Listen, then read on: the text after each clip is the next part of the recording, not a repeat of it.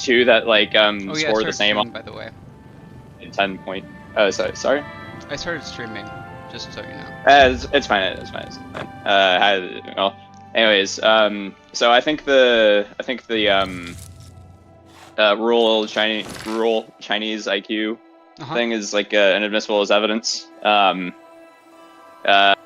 Forgetting even like the extreme low score of it. If you just look at the relative ranking of the three provinces, they do not line up like at all with the iodine thing or the CFPS IQs. They don't. They do not. Oh. So like they're like two provinces that like should score the same in terms of the regional IQs, but then in the PIRLS it's like a 10-point IQ gap, and then there's one that has like a much larger regional one that, and then it doesn't have very much of a PRLS difference. Right. I don't know if you're watching the like, stream earlier, but basically what I was discussing is that you have like the you have like the studies on IQ that test like differences between different Chinese provinces, and it's like, okay, we have like decent data there, but the problem is that you need to like combine those the differences between provinces with the differences that you see on like individual provinces. You have to contextualize you have to find a way of like contextualizing the regional differences on an international scale, right? Right, because if the lowest scoring provinces in China have let's say they score like 20 points lower than Beijing and Shanghai, which we have like good reason to believe, right? If Beijing scores at like a 110 IQ on an international scale, that means that those like lowest scoring Chinese provinces score at an average of like 90, right? Whereas let's say if that estimation of Beijing's IQ on the international scale is inflated, let's say by, I don't know, like sampling bias, or maybe they like studied really hard for the test, or maybe they just told all like the poor kids to go home that day or something, I don't know. If you look at the 2009 PISA one, it's actually it actually puts like Shanghai, or it puts like Shanghai and Zhejiang and all the other provinces at like a fair bit lower than the 2015 and 2018 PISA ones do. Yeah, so none of the three international contextualizations are like internally consistent with the other two. Right. Which makes me think that I don't know, like they're like not sampling these provinces very well. I actually trust the 2009 one the most. With like interesting. with the leak and the Zhejiang and all the provinces.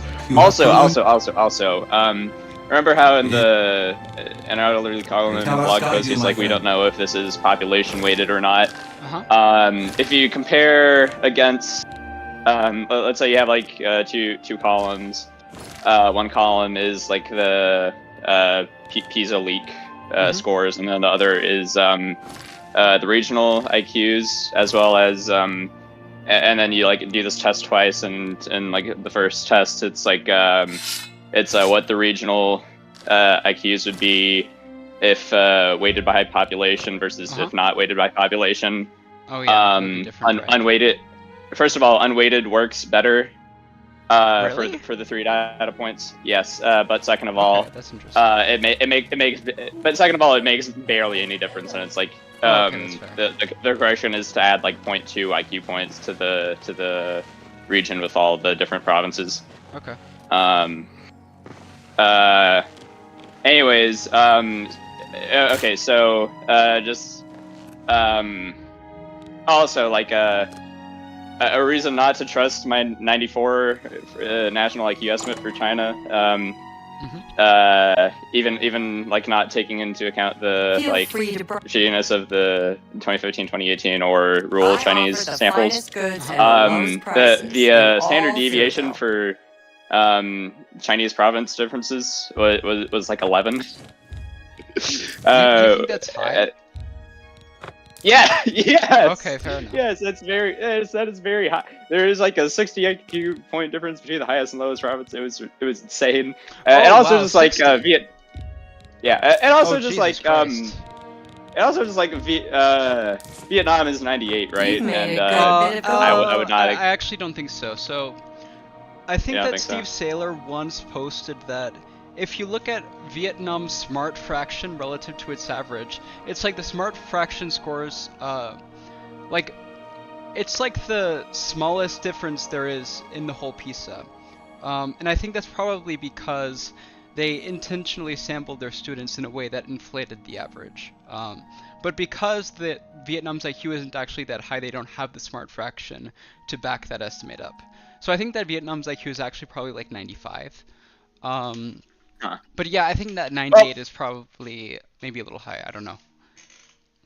Well, anyways, if you just do the international contextualization based off of the difference between Shanghai and the whatever the 10 provinces, I forget how many it was, but anyways, if you just do the contextualization based off of the PISA score difference between those two 2009 PISA things, you get a much more reasonable standard deviation of 4.3.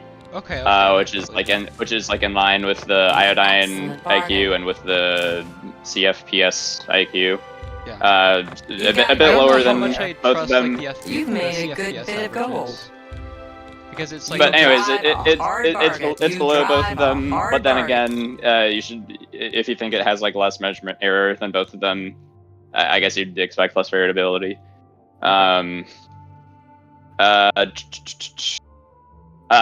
anyways, just doing that, the contextualization based off of that, one difference in 2 data points. It was a national IQ of 98. So that's what I think is most reasonable. Okay.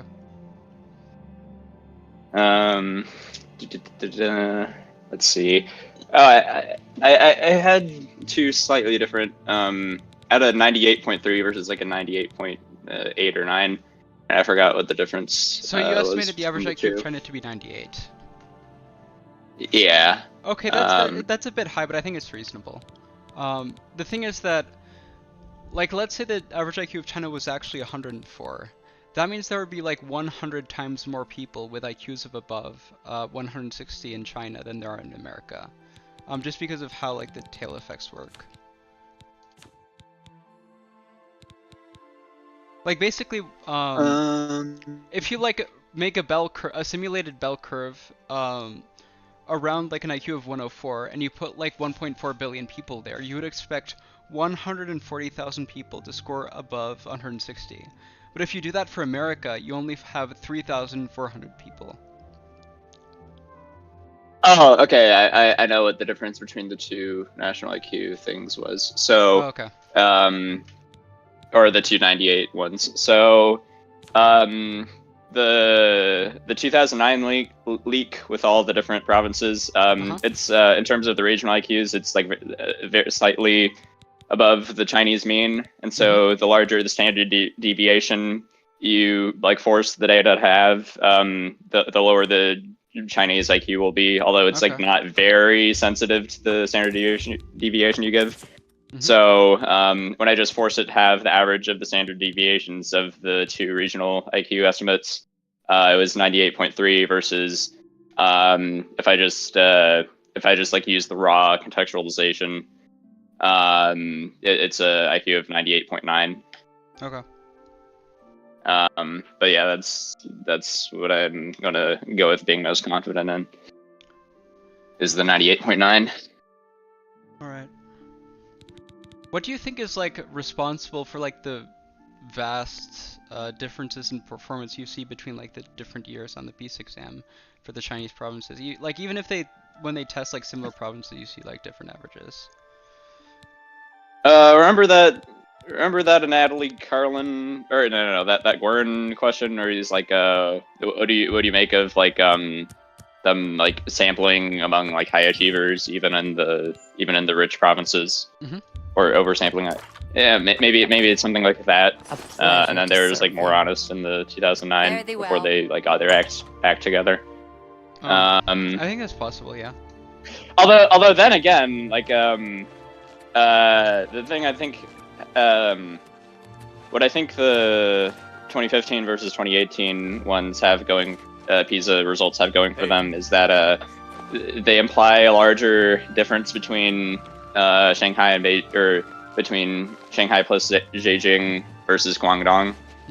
And I actually do think that like a 20-point IQ difference is like reasonable, just because Really? in like other countries, yeah, like I mean like Hamburg is like 115, right? So like if you like remove the German cities, I'm sure the rural people are like 95 or 90 or something. And so that would be like a 20-point IQ difference, whereas the Beijing plus Shanghai would be similar. Take care. But forgetting that, I still do think the 98.9 is the most reasonable Chinese national IQ. And given the provincial differences, Shanghai was like 109, and then Beijing plus Beijing was like 109, and then like Shanghai plus Zhejiang is like 106. Which I think is probably like less of a rural versus urban divide than other countries. But maybe that's just what it is. Right. And I don't really have much else to say on the subject, so if you want to just go back to whatever, I can get off. Or if you want to keep me on, that's fine as well. Are you working on anything right now? I'm playing Minecraft. I'm working on a blue ice road. Okay. Welcome But in aboard, terms of Mom. like your It will be an blog or honor to serve anything with you you. want to post on Twitter. Oh yeah, I have to post. I'm gonna post the Chinese national IQ stuff with like methodological descriptions, and so that'll like take a little bit for a write up. It is good. To Also still doing the I guess I haven't told You're right. many people about this You should publicly, go but back to you'll find Boris at Luther Road's boarding coming up Give with my political warm differences or difference in political views between countries, and like the best possible measure of this for a bunch of different dimensions like feminism, technocracy, whatever. My children are starving. Please help. Have a bunch of different measures for different variables. Mostly just the World Values Survey for a lot of things, but Right. even so, there are a lot of, even so, just within the boundary rationality of only using the World Values Survey, there are like a lot of questions you gotta weigh together. But I probably Sit down. shouldn't be talking about this too much right now. What was your impression of Oblivion Remastered? Listen, I'm going to get up in a minute and walk out. But don't talk. Good. I mean, it's still like really Luther bugged. Bronx Like my boarding game house. crashed like Good twice. Kind of something about that I kind of like. I guess I missed.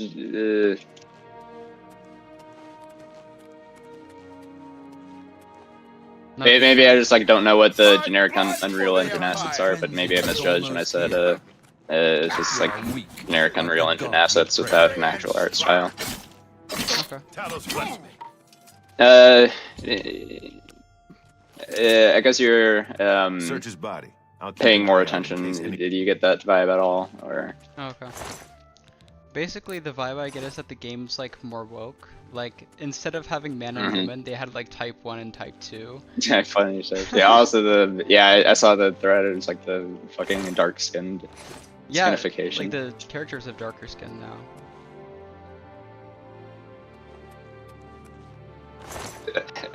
Yeah, well, yeah, actually, I'd probably never follow up on that. Good work. I was The assassins who killed the Emperor thinking about the apparently worshipped the childish Gabriel exercise Lord of in Nehru's what if I day. made my own video game and I did Contracting the everything ages. how I wanted it to. And I was like thinking of adding a What? character like India Jones as like a There's parody a of scholar Indiana at the Arcane Jones. University. Um, Talmina is her name. uh, Why don't you take that and book stuff to like her? that. If you learn anything, Or like if you had like a like I dimension said, that's like she's the one of We the Was brains King of world, and just like all the white I characters hope just you like learn turn something black from in that Talmina dimension. about that book. This might just be the breaking news. It's like actually Einstein was a What do you black need, man, friend? kind of thing.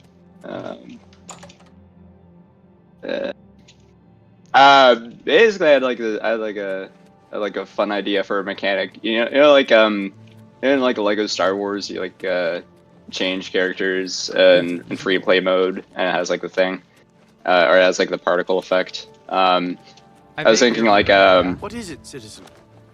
I was like thinking, what if I combined that with like the Doom Eternal like scroll wheel weapon selection thing, and the like Red Orchestra squad mechanic. So like I've never played Doom. well, anyways, there's like a mechanic you like hold Q, and then there's like a circle showing like all your weapons, and then you can just like choose one. Okay. And like where the menus popped up. And so what if you have like you have like 8 characters that you bring with you as like NPCs into a mission, and then you just like hold down the thing, and then you can What is it, citizen? become one of the NPCs, and then have the NPC take over your old body or something. Okay. And then but once like your entire squad dies, that's like the actual death. Oh. I thought that would be clever if the game had something like that. I feel like if I tried to Probably. make a game, I would make something like Oblivion, but I would actually give it a good story. No, I wouldn't care about story at all. Okay.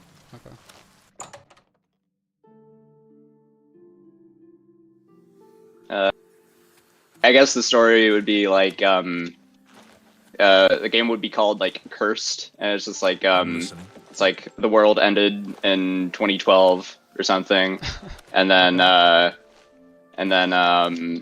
like first Black mission would people be took like over. a Mayan temple or something, and then like as like the world ends more and more, like the game just gets more and more glitchy, and so you have like mechanics based off of that.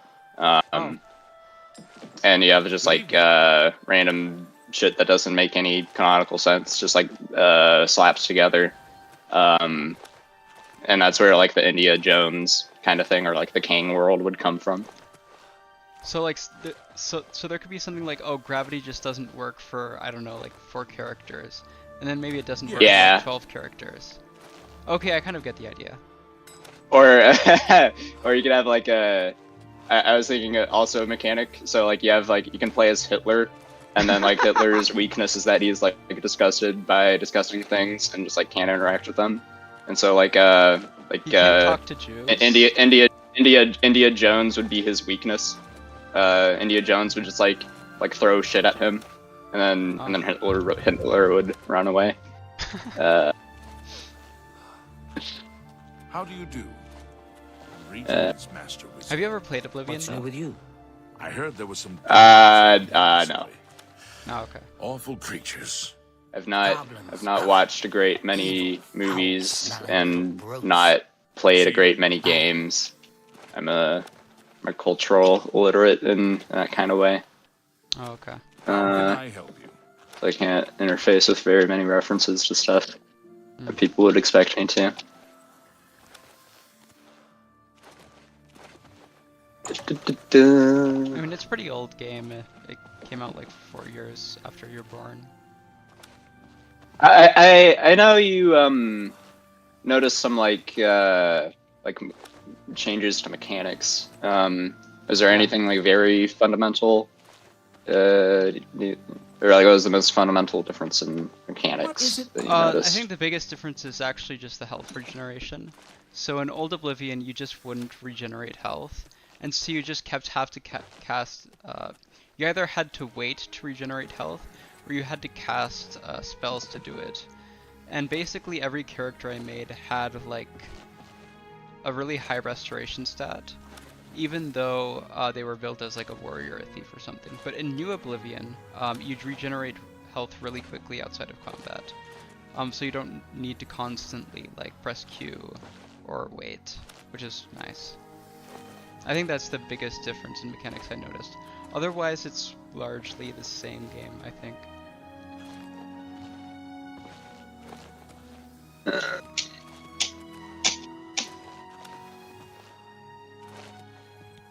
You must.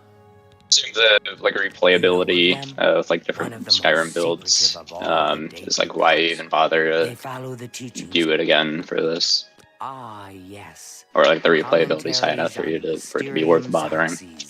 Wonderful. Personally, I find scholarly interest in like if I play like 1 or 2 playthroughs of Skyrim or Oblivion, I'll quickly get bored of the game. But if I wait like 2 or 3 more years, I'll get into it again. So like the replayability for me is more of a function of time than anything. Find them, huh? I won't poke my nose any further. Official business, and I'm used to working with. In any case, let's see, is the stream still going? I've studied main car Cameron's writing. Not in terms of are you still playing stuff, but just are you still playing the game?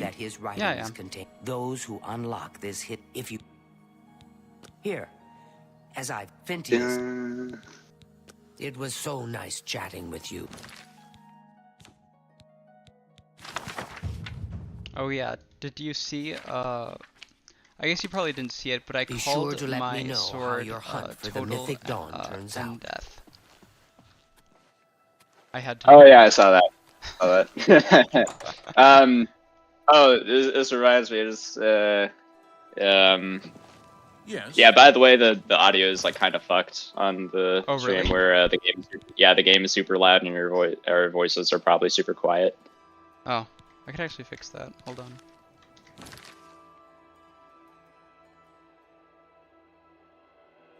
Let's see. And whatever the audience missed, we're just going to not repeat because we don't even know.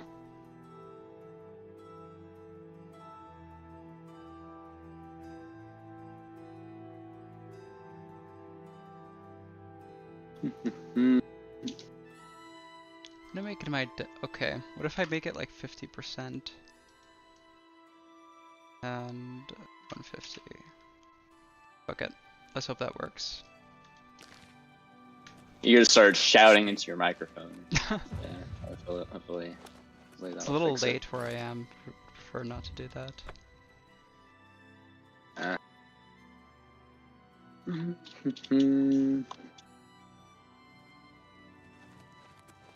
You have my ear, citizen.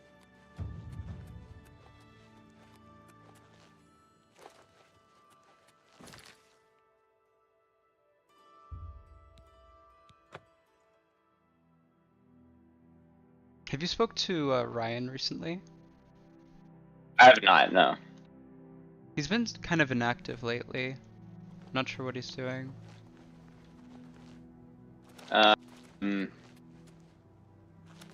Last I heard, he was working on like some stuff related to World War II and the Holocaust. I don't remember where he went with that. He's doing like Holocaust denial stuff with Eric Stryker. Oh, with Eric Stryker. Yeah. Well, I mean, he seems to be like talking to him a lot. He had actually like Good he evening, had a good stream this like one time a couple months ago.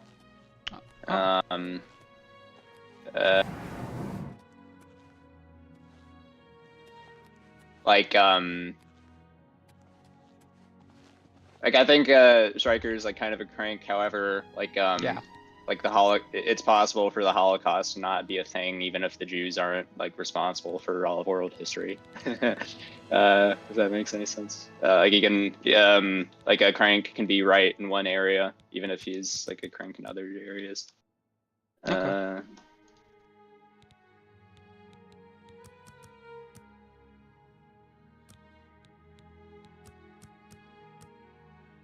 like I'll post a fucking thing of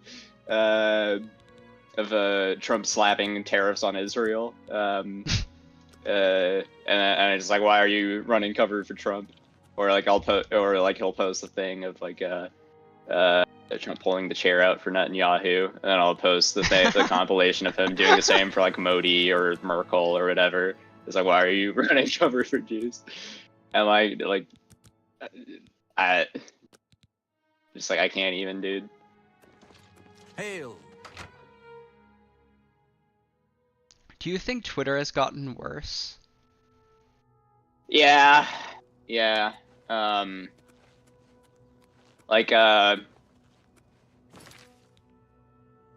It's to the point that it's just like straight up just like Good evening, man. social media addiction brain rot without like interesting stuff coming out of it. So it's like a straight up for the sake of living a disciplined life, you have to like cut it out of the way you spend your time. Okay. I feel like ever since they introduced monetization, like the platform got gradually worse because people started posting like all of this like image and visual content that would get really viral. But really it was just mostly slop. Yeah, it's also links and also advertisement changes. Or no, not algorithm changes. What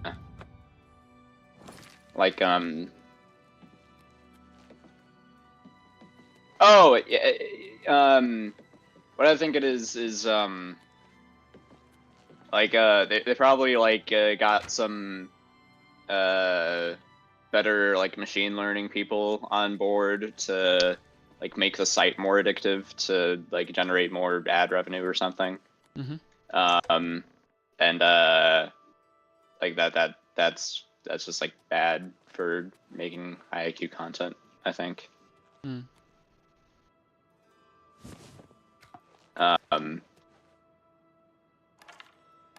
Like instead of like seeing good content from like people you follow intentionally like you used to, now it's just like scrolling for the next random thing, just like hoping it'll good, and then it never is. I feel like For You actually used to be pretty decent, but now I just use For You whenever my following tab isn't refreshing. Yeah.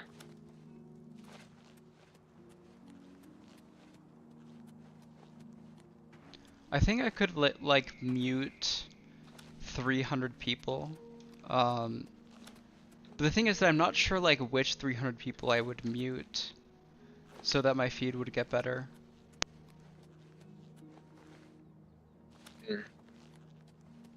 I'm not even sure it could be a matter of that. Like it would almost have to be like a whitelisting basis. Except the problem with that is, if somebody like retweets, like if there's like a slot poster that once in a blue moon posts something good that you want to see, and I'm like kind of I have not been the best curator of my own timeline, but if you have like a whitelisting basis, you might like cut that out. Oh yeah, as well, I get what you mean. If you want to see it. Like if somebody posts like 50% trash but 50% gold, if you just forget 50% trash, you're like, gonna miss the gold, right?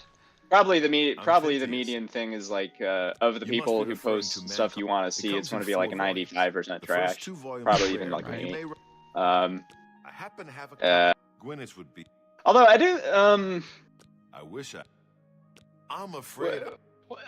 I have noticed that like I do think Twitter's or like when I post trash versus when I post gold, I think Twitter's more likely to recommend the gold people's For You pages, or for certain people who are who only want the gold, right? Okay. I think it is slightly discriminating, which is good. But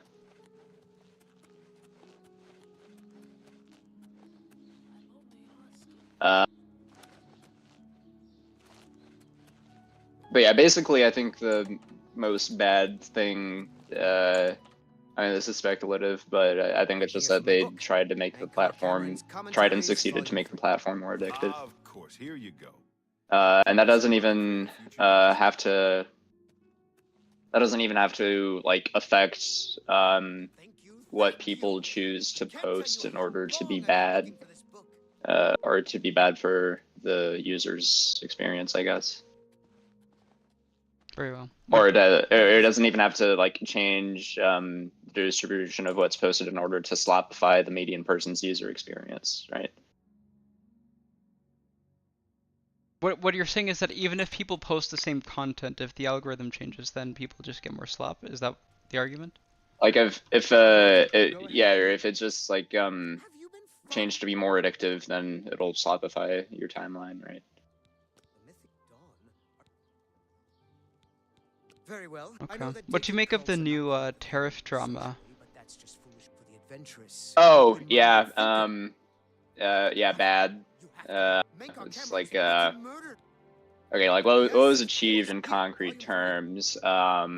We caused chaos. We attacked the dollar's reserve status. Or we caused chaos, which has the effect of malinvestment. We attacked the dollar's reserve status. Yes. And what was the third thing? Oh, and it wasn't even. We didn't even promote industry. We like undermined it, if anything. The American ruling class wants industry back, and we'll like get it. We'll get some amount of reindustrialization either way, but this is just like a setback to it.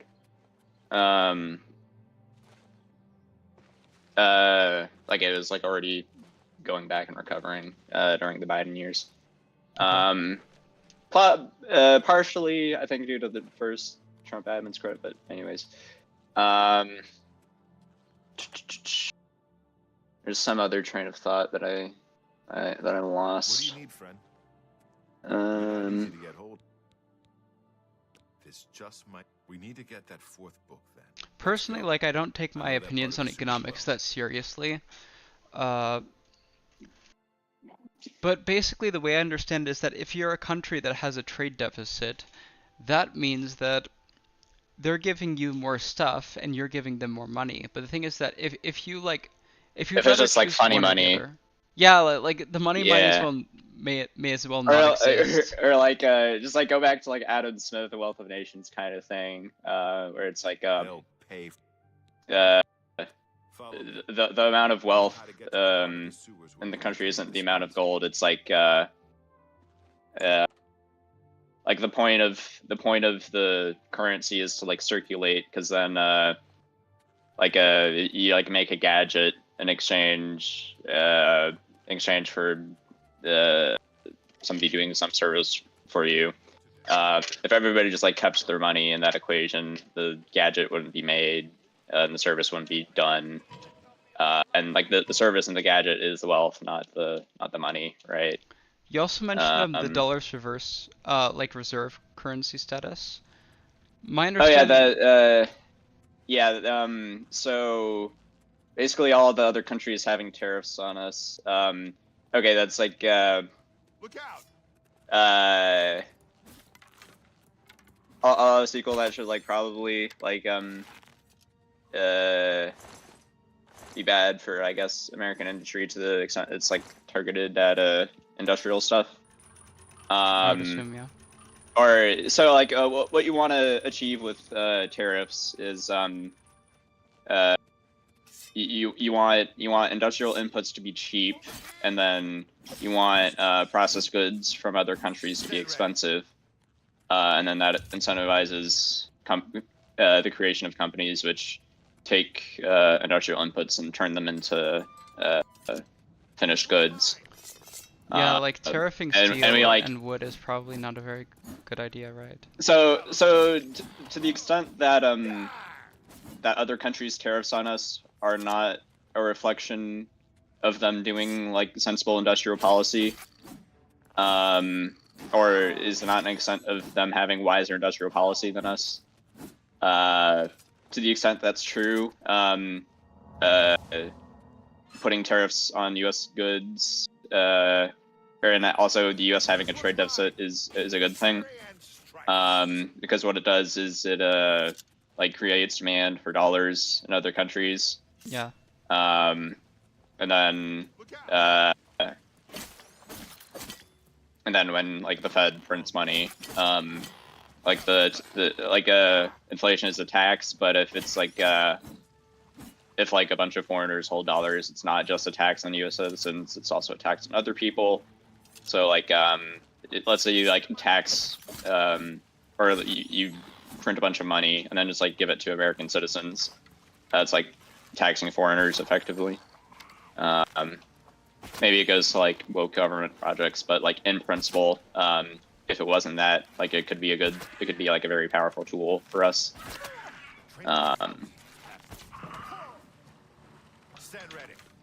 And then we just like kind of are like trading it for nothing right now. Okay.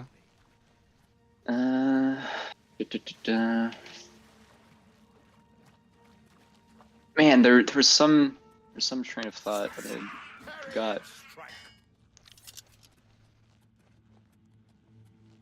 But I don't know, I think it's kind of like autistic to like shit on Trump because he got like the tariff thing wrong. It's like nothing has even happened yet. Like the economy hasn't even crashed. I don't think it makes much sense to like start counter-singling or opposing Trump just because he said he's going to tariff countries, right?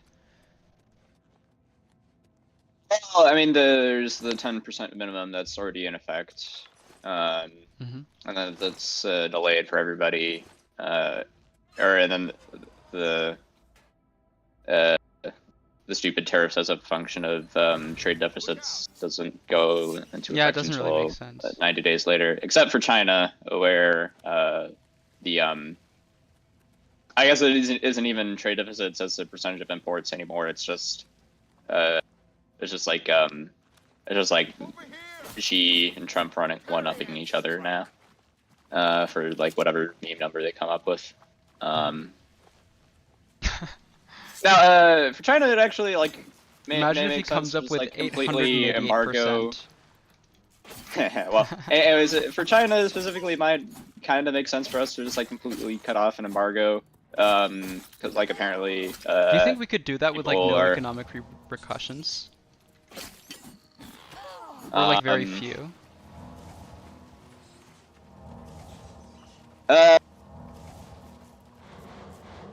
Well, avoiding that question temporarily. Okay. There are people that have like big complaints about like intellectual property theft, and like not very many government protections in China for that kind of thing. Okay. Probably one of the reasons for why the American elite seems to be changing their mind about this in a bipartisan way. Wait, I didn't catch that. Change their mind towards more free trade or less free trade? Less free trade with China. Oh, okay. I don't know if this is true, but I heard that there's a problem that the U.S. imports a lot of military equipment from China, and it's like that's obviously like not a very smart thing to do. Good. Listen.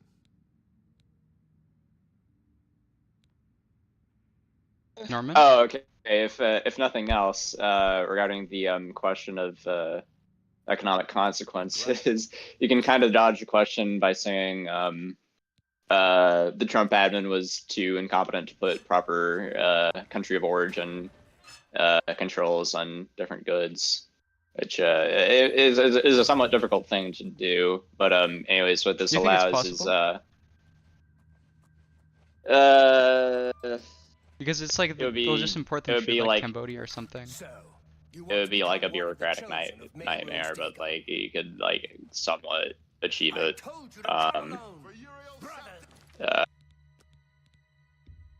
Or because like the thing about like physical goods is that they're like fungible. So like let's say there exists like a product of like iPhones or something, and then you just like know for certain that all iPhones are made in China and that they don't like move their factories around.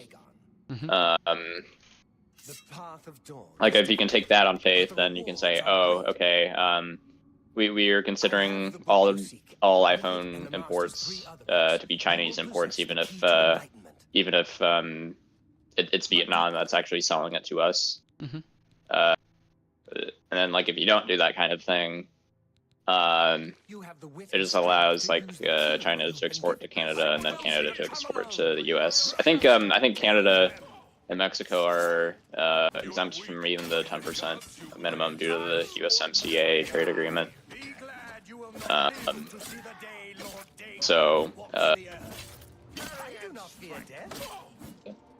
Could just be that like nobody actually has to deal with tariffs once everybody realizes that loophole.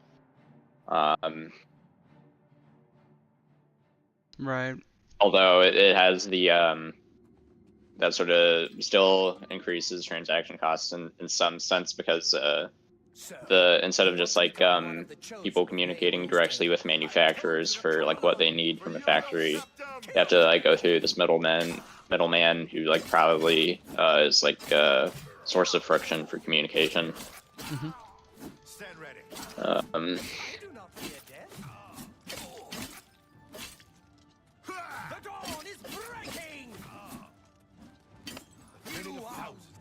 And the more and more stuff I bring up, further and further I get from that train of thought I lost.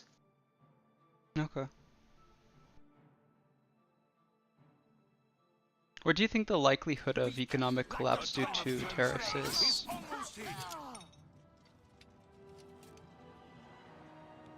We're not. Yeah, like in terms of like material outcomes, what ended up going down is like the second worst case scenario for what could have happened. But even then, the silver lining is that nothing matters. Nothing ever happens. Yeah. It's not gonna be like that consequential, but it's still like piss poor decision making from the Trump admin. Okay. Or like imagine there's like a tax bill that gives Trump power over how to decide how to spend exactly $100. I mean, even if he like blows it on hookers and cocaine, it's like only $100, right? Do you have the wit and strength to use the key that you've been given? If so, I will see you next at Dagon's shrine. Yes, I think you may. Wait, I've seen you before. You're the blade that Brother Ostok was tailing. Brothers, kill this pretender. Oh, okay. I figured out the train of thought. So, yeah. The reason he wanted on the tariffs when he did was because of the spike in bond yields. And apparently, I thought it was China selling U.S. Treasuries in retaliation. However, it's like $900 billion in U.S. Treasuries that are traded daily. Meanwhile, China only $60 billion. So like, you can really expect this to like matter long. You like posit some kind of let's say that like Japanese treasury traders for like super low. You're cutting out a bit. And like still causes them to de-lever. Oh, sorry. But is your argument that basically China doesn't have enough U.S. treasuries to sell off to the point that it can manipulate U.S. bond markets, or are you arguing about something else? Because I can't tell through the static. Well, yeah, I'm arguing against it. There's a way you may be like able to salvage that thesis, but it's probably wrong just because of the sheer volume of what the treasury trade is per day. Oh, okay, that makes sense. But like, let's say that like even if the volume is true, the treasury market is super duper levered, or like people are trading on leverage. Mm-hmm. If like 50, if 50 billion is like still like an unusual thing to happen, that could like force people to deleverage, and then like the effect of the deleverage maybe would be like a larger effect.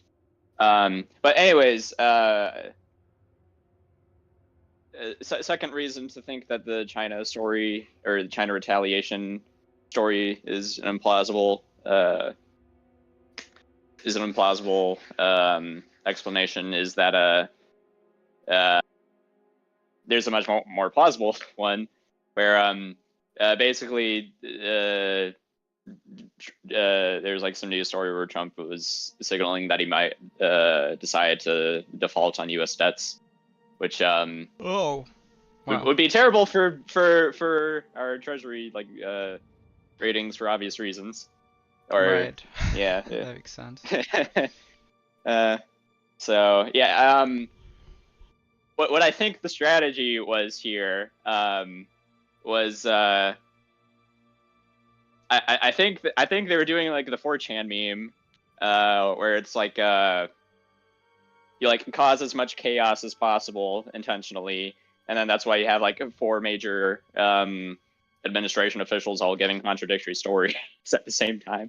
And then like the point of this is like you crash the stock market as much as possible, and then cause people to move into treasuries, and then this lowers the interest rates, and then allows you to refinance the federal debt, and then reverse course to some more sane tariff policy that either targets promoting industry or like raising tax revenue or something, but is like actually sane and not just based off of imports or deficits as a percentage of imports. But obviously, treasury yields spiking would kind of undermine that entire plan and make it unworkable and force them to reverse course to something else.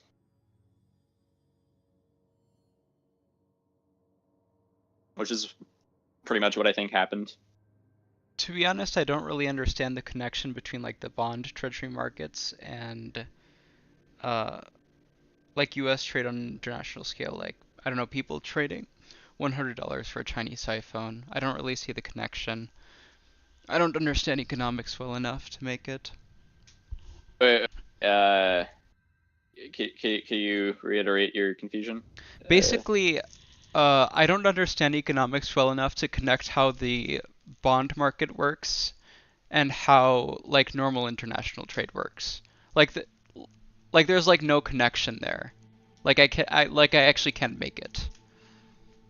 Oh, well, okay, so U.S. treasuries are like a hedge against risk usually, and so like if stocks go down or if like people feel that shit is chaotic, the idea is that they'll probably be paid they'll back, try to right? protect themselves by moving into treasuries, and so like usually there's like a negative equity to treasury correlation for the same reason there's like a negative stock to bond correlation.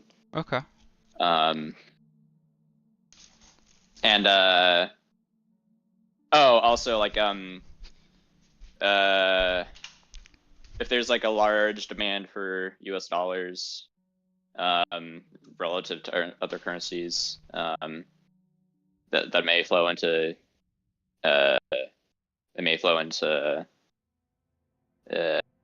demand for US stocks, since stocks are priced in USD, or I probably shouldn't be speaking on that.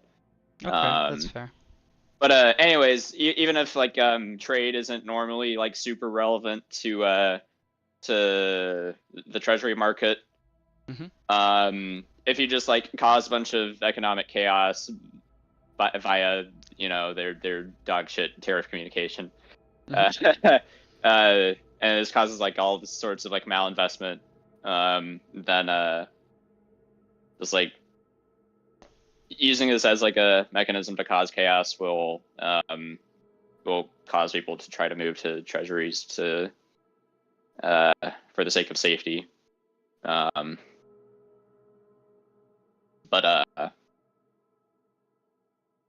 the I may default on America's debts thing is kind of shooting yourself in the foot on that. Right.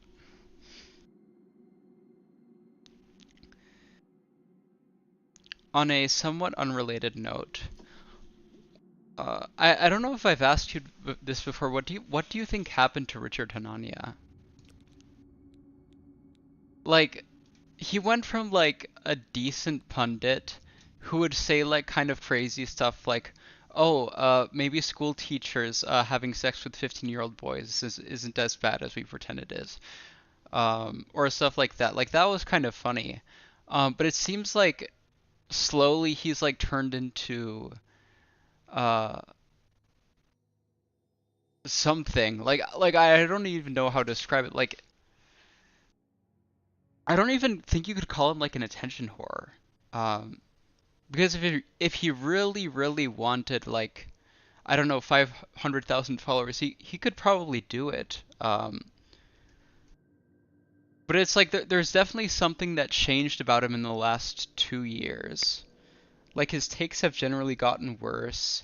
It seems like he's trying to. It lined up pretty clearly with him getting doxxed as Richard Host, right? Oh yeah, that was a big moment, I think. Yeah, I forget what I thought. I had some theory before about Richard Spencer, and Adderley Carlin and Richard Hanania. I had like 3 different theories for each of them. And I forgot what the Richard Hanania theory was, aside from that doxing observation. But okay, let's see. For Richard Spencer, my theory is that he's like still a true believer, except he thinks that for whatever reason he just hates everybody else on the right. No. He just thinks that like if the EU becomes like very authoritarianly lib, that the incentives of authoritarianism will cause it to eventually turn based. Really? Or like I don't believe it. And then for the Natalie Carlin, my theory is literally just that he's trolling. He just like lets the mask slip every once in a while. He's like, okay, some of it is trolling, I think. I don't. But I mean, I've spoken to Carlin in person actually, and I think that he definitely has like changed his beliefs with regard to certain issues like immigration. May I interest you in some of my fine wares?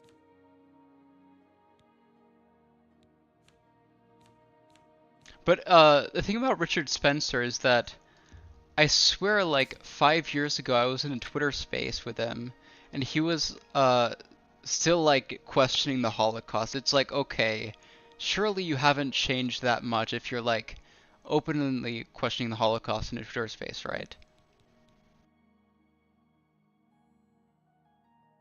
I mean, people are weird sometimes. I don't doubt that.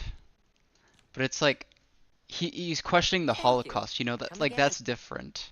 Fare thee well. I mean, like you can do that while being like a tranny or whatever.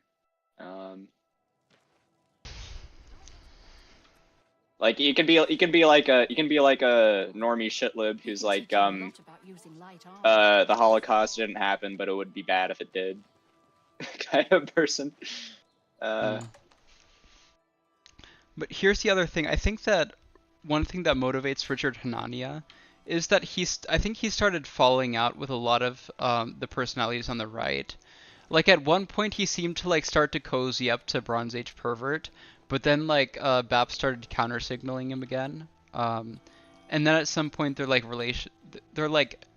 they didn't even like have a relationship. Like they had like a vague sense of respect for each other, but then it like all went in the toilet at some point. And then he like started falling out with the MAGA people, and then he started like it seems like he's basically just like fallen out with every person on right-wing Twitter, except for like a few people that he like I don't know hosts podcasts with or whatever. I have everything for the budding. May I interest you in some of my fine wares? I'm not even sure that Richard Hanania matters enough to like care about whatever way he's crashing out. I guess that's one way you could look at it.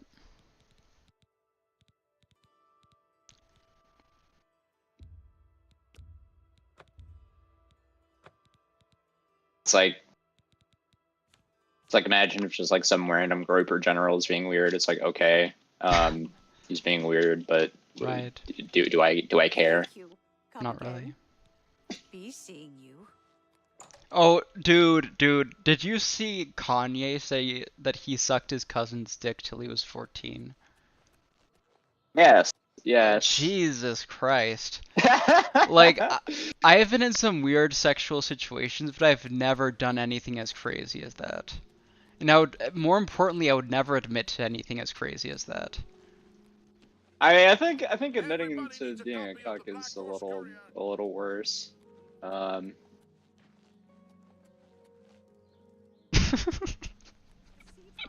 mean, at least like with like sucking your cousin's dick, you could have like the plausible deniability of like he like molested me and like I was not up for this. Yeah. I suppose. It seems Somerset Isle has become a much more dangerous place. Oh Jesus. I didn't think Kanye could get any crazier, dude. Well met. Heard any news from the other provinces? I understand Daedra worship has become increasingly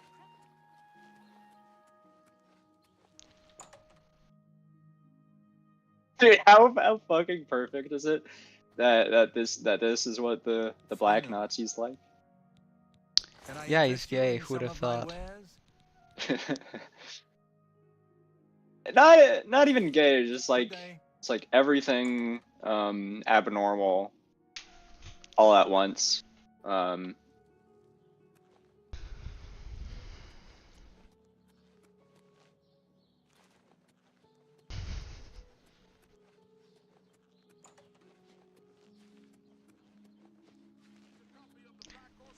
Do you think like being gay is actually a choice? Speak. I wouldn't be surprised. I think that like gay behavior is definitely a choice. Like independent of like whatever like free will autism you want to argue about, like actually having sex with a guy is a choice, right? Like that's kind of hard. Okay, sure, but that's not really the question. Right. But I think that being gay... I think the higher threshold or the higher the higher hanging fruit interpretation is still plausible. Which is? Where like the actual homosexual feelings can be like can be intentionally induced or discarded. Like you, I mean, I don't want to get into like, I don't want to probe too deep into my soul, but I find it hard to believe that like the arousal itself is a choice. I think that maybe you could like change your arousal to different sexes based on your own behavior, but then there's like the question is, okay, like what causes differences in arousal if like somebody's not having sex at all? Is it literally just like porn or something?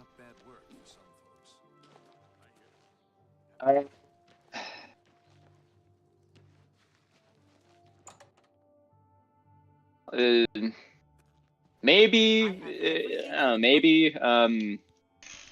Finest goods and I forget the loads of reason I all even started citadel. like questioning the shitlib orthodoxy.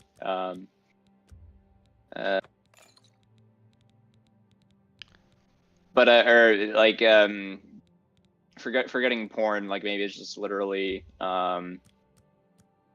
like how people choose to interpret certain things. Okay, I could actually believe that. Yeah. I appreciate your business. Farewell. It's like, let's say you see like a super hot guy with a really, I don't know, really nice body.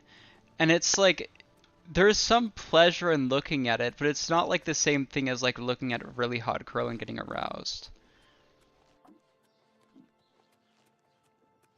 At least for me, I guess. I don't know what it is like for other guys.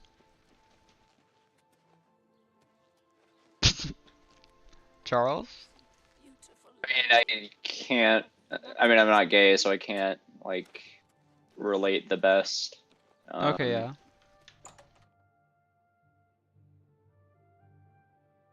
Feel free to have a look at my wares. I'm sure there's something to suit you. I don't have very good stuff to say this other than that. Okay. I'm open-minded to the possibility of it being a choice.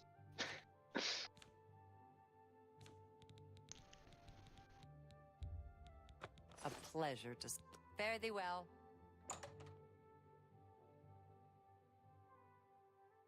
I forgot what made me think it might be plausible. Oh yeah, I don't know if you saw like the follow-up tweet, but apparently I probably did not have a seizure. I had no idea that your like legs could convulse during a normal fainting episode, and so when that happened, I assumed like, oh, I just had a seizure. But chances are I didn't. Did you find the sensation of passing out like relaxing? Farewell. Because I did. I did not. The thing is that the first time I passed out. Then again, I've like poured boiling water on my feet before and found the sensation like pleasurable in some way. Oh. Not actually just like I don't know, just like satisfying somehow. Yeah, I think that's just a you thing. But the thing is that the first time I passed out, it was because I had paratyphoid fever. And it's like, by the time I passed out, I was already like extremely sweaty and tired, and I had no idea what was going on with me. And so it's like every time I faint, I always think back to, oh, maybe I actually have paratyphoid fever again, even though I am in the United States. And that's extremely unlikely. I remember one time I was just like sitting at my desk in like 4th grade, and I just forgot to breathe for like a couple minutes. What the fuck? Or you know how like if somebody points out like, oh, you're breathing, or oh, you're blinking automatically, then it like stops being automatic, and you're like, god damn it. Yeah, I know and then that. you have to like re-achieve a state of sleep. So I think that happened to me, and I just assumed so like that happened to me, or like I thought about it, and I was like, and then I thought, okay, if I just like stop thinking about it, then it'll go back to being automatic. And then I just like forgot that I made that decision, and it didn't become automatic again. So it just started not breathing, and I was like, what's this pain in my chest? Well, and I'm like, oh yeah, I'm not breathing. Okay, I was expecting you to say that you just passed out, but I guess you didn't. Yeah, no. Oh yeah, and the reason I was just, I think what even enabled me to come to the conclusion that breathing was the problem was there's this other episode where in like 1st grade we were like on the playground, and a kid was on the swing set, and I walked in front of him and got straight up like horse kicked in the stomach. And I was like panicking because I was like, did this kid just like take away my ability to breathe? And I kept on trying to suck in air, and it just wasn't working. And I realized, oh, my lungs are full. I have to exhale air before I can inhale again. And I did that, and then I could breathe again.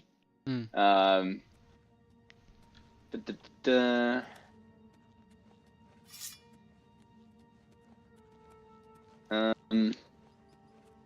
I was like, oh, so, this pain in the chest. That was like the time at the swing set. That's what it felt like when I was suffocating at the swing set. So I just have to. So the problem is breathing. Yes.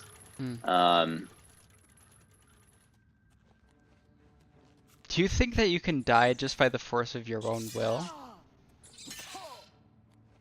I mean, I probably could have died just by like the stupidity of not choosing to breathe. Let's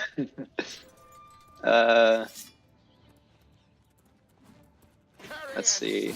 Not on this day.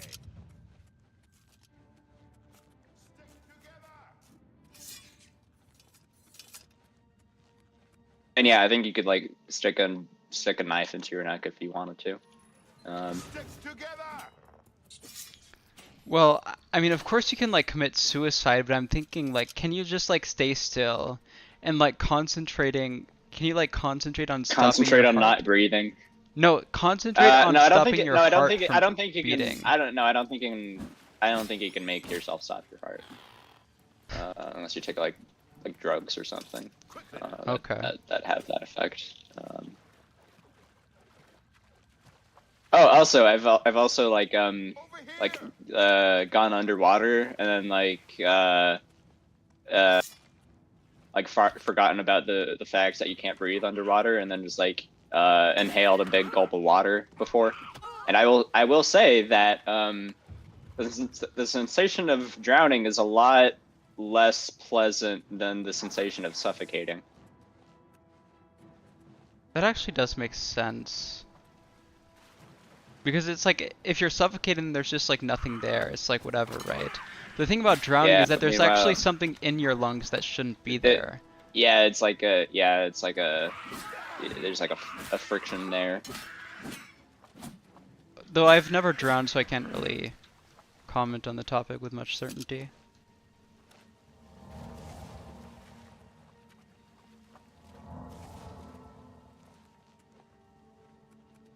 Surprised that I've never absent-mindedly microwaved my phone. Seems like the kind of thing that would be up my alley.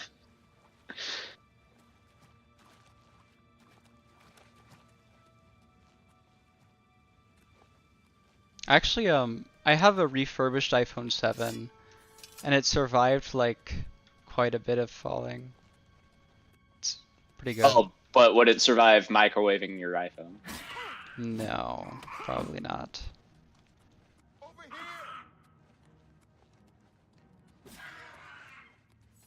But like that seems like the kind of thing that people would do accidentally, like if they just like get into a habit of like putting food in the microwave several times a day, as well as using their phone several times a day. It is like sort of in the same way that like you can spend an hour looking for your phone while it's just like in your hands without you realizing it. Yeah, you just like put your phone in the microwave thinking that it's your food.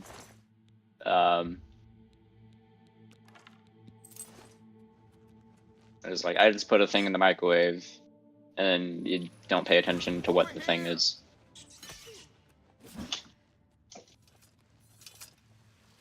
Have I asked you about Nick Fuentes? No, what about him? Do you think he's I mean, gay? he's probably smarter. He's probably smarter than his group. Yeah, I mean, yeah, I do think he's gay. I'm gonna defer to Ryan.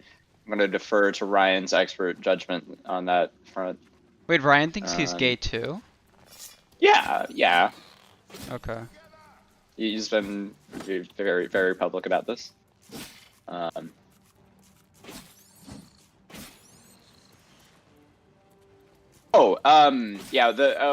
So the reason I opened my mind on the is gayness a choice question is because I know people who've who were gay and then like claims to like reverse it somehow. I mean, this is getting a little personal, but I think I could choose to be like gay if I wanted to. Well, So I just don't, I bi, guess. So I guess that's the difference. Like people who start bi, that's not really the same thing. No. I do think that somebody who's like, it's plausible to me that somebody who's like completely straight could choose to become gay, or somebody Really? who's completely gay could choose to become straight. I'm not saying that I'm like for certain that it's possible. I'm just open-minded to the possibility. Yes. Okay. Listen. I'm glad.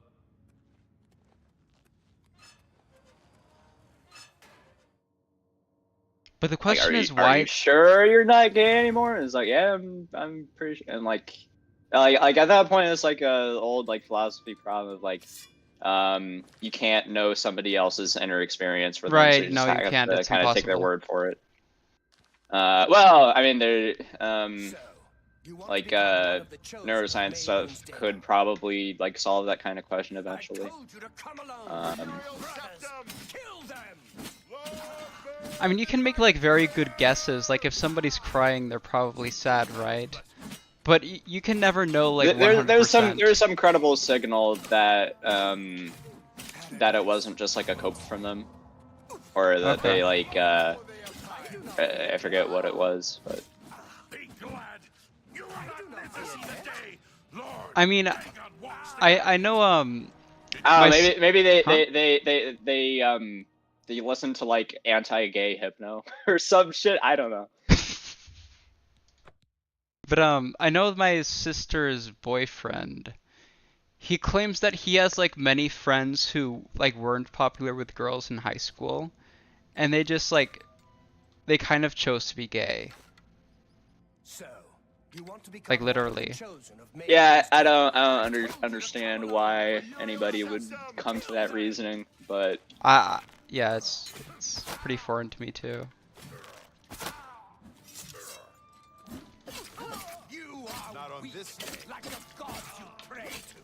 I mean, you can't get a girlfriend, so you become the girlfriend. Only the chosen will survive the cleansing. Be glad you will not live to see the day Lord Dagon walks. Have you ever met somebody like that? Like they literally said like, "Oh, I chose to be gay." Maybe I should try to be gay to just like What? satisfy my curiosity. Maybe just to see if satisfy it's your... possible. And then like if you successfully do it in one direction, that's like proof that you can do it in the other direction. Are you sure? Like I don't know what I'd probably, even yeah. I don't know what steps I'd even take. Maybe it depends on the person. Like some people can like maybe I don't know, it's weird. It's like maybe some people have more flexible sexualities, and for some people like their sexual actions like might be more disconnected from their sexual feelings. I told you to come alone. Kill them. And so it's like, okay, if somebody's only aroused by women, maybe they can like have sex with men anyway because their sexual actions are more disconnected from their arousal. But for some people that might not be the case. There may be a distinction between sexual malleability and between the diversity of what can get you off. Like it could be that there's like somebody who's like high diversity but low malleability, and then like the high diversity person is like bi but they can't really like pick up new fetishes or something. Maybe. And then meanwhile there's like another guy who's like if the subject was food instead of sexuality, like they'd like get really into tacos or something until they just like they just like can't stand tacos anymore, and then move on to the next thing.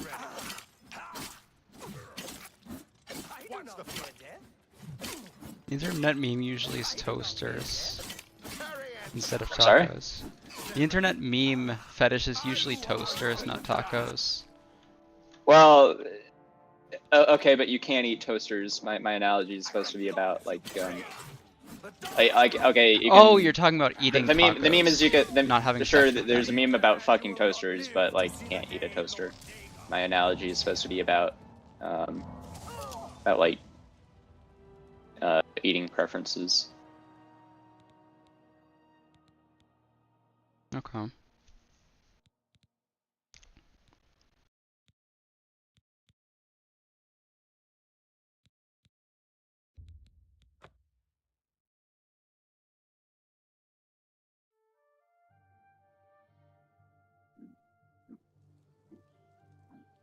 Maybe there.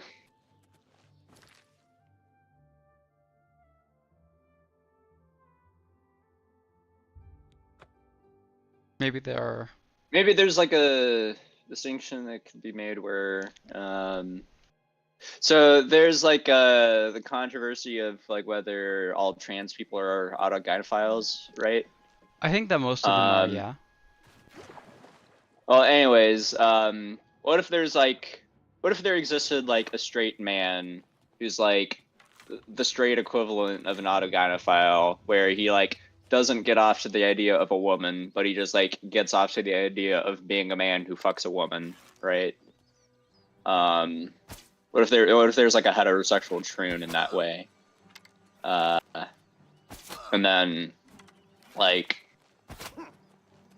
what if there's like a gay guy who like starts out as like a heterosexual autogynephile, but then like finds a way to like interpret or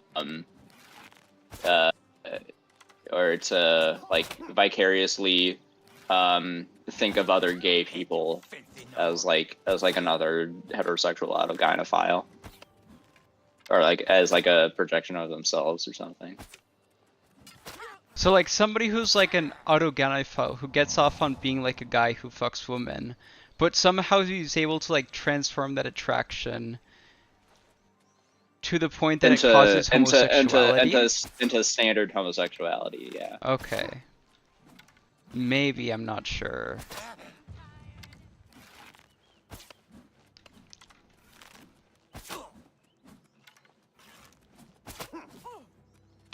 What if Bab is like what if Bab is the heterosexual autogynephile, like manifest? Maybe. I don't know. But I actually don't think Bap is gay, like seriously. I think he's actually interested in women. Like if you listening to him on like Caribbean Rhythms, like he talks about experiences with women.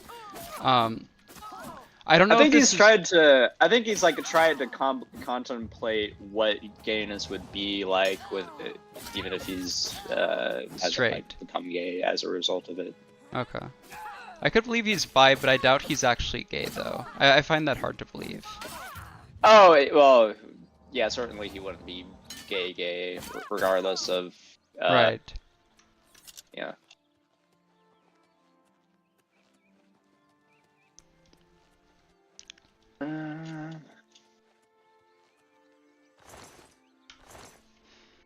I mean, just from like a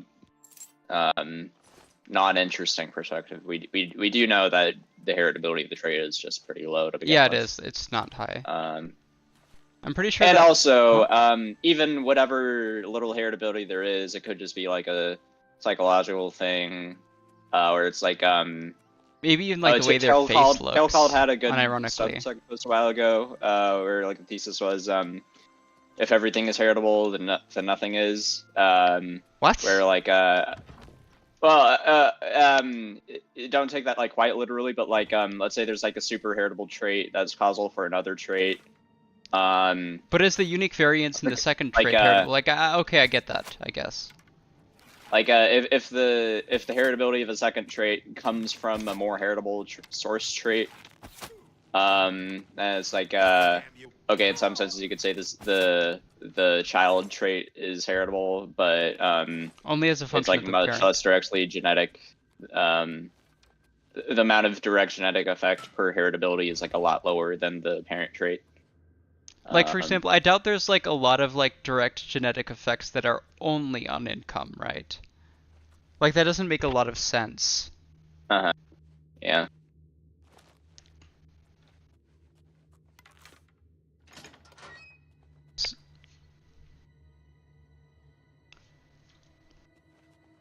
it's like okay, if everything's heritable, what if it's what if it's like only that everything's heritable due to a couple super heritable things causing lots of different things, with the various unique things not actually having a lot of unique genetic effects of their own. I agree that it's an important distinction. Like, it's important to distinguish why a trait is heritable. Because at this point, like, I'm pretty sure, like, everybody except for, like, Sasha Gusov and a few of his acolytes, basically, most normal people think that traits are heritable. It's like homosexuality not only, like, isn't very heritable, but whatever little heritability it has is, like, none of it is direct genetic effects of its own. Or if it's just, like, conscientiousness or something, which is heritable, and then, like gay people are less disciplined or something. I don't know why, or that's not an actual theory. I just pulled some random personality trait out of my ass. Right. I think they are more conscientious, but I would have to check. No. Like, so. I assume that, like, a gay guy is, like, more strict about his homework than, like, a straight one. Or that they're, like, cleaner. Like, they're, like, more conscientious in the girl sense. I don't share the stereotype. I do not share the stereotype. Okay.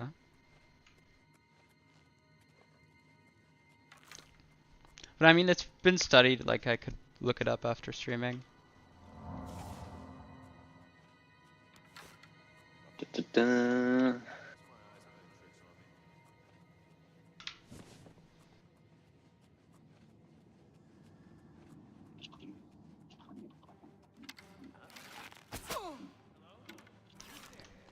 What are your thoughts on like sex differences in intelligence? Men are 4 points smarter. This is a solved question. My take is that it's like impossible that there's like sexual equality in intelligence. Like I think it's actually like impossible. I think it's more likely that women are more intelligent than men are, than that there's like actual sexual equality in intelligence. Because it's like, okay, if men have brains that are like, I think it's like 1 standard deviation larger than women's, it's like, okay, then you would expect them to be smarter too, right? But the thing is that there could also be other factors that influence sex differences in intelligence besides brain size. And so the difference could be larger or smaller depending on, you know, the direction of those factors, right? But it's unlikely that those factors cancel out like the brain size difference, right? So like the idea that, well, I mean, like the null hypothesis is untenable, is what I'm trying to say. I guess so. Although then again, like let's say you cherry pick for 2 individuals from the population who are equal in G. Right.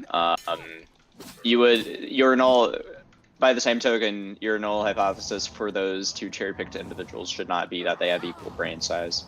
Oh right, right. That makes sense. So like if equality was true, there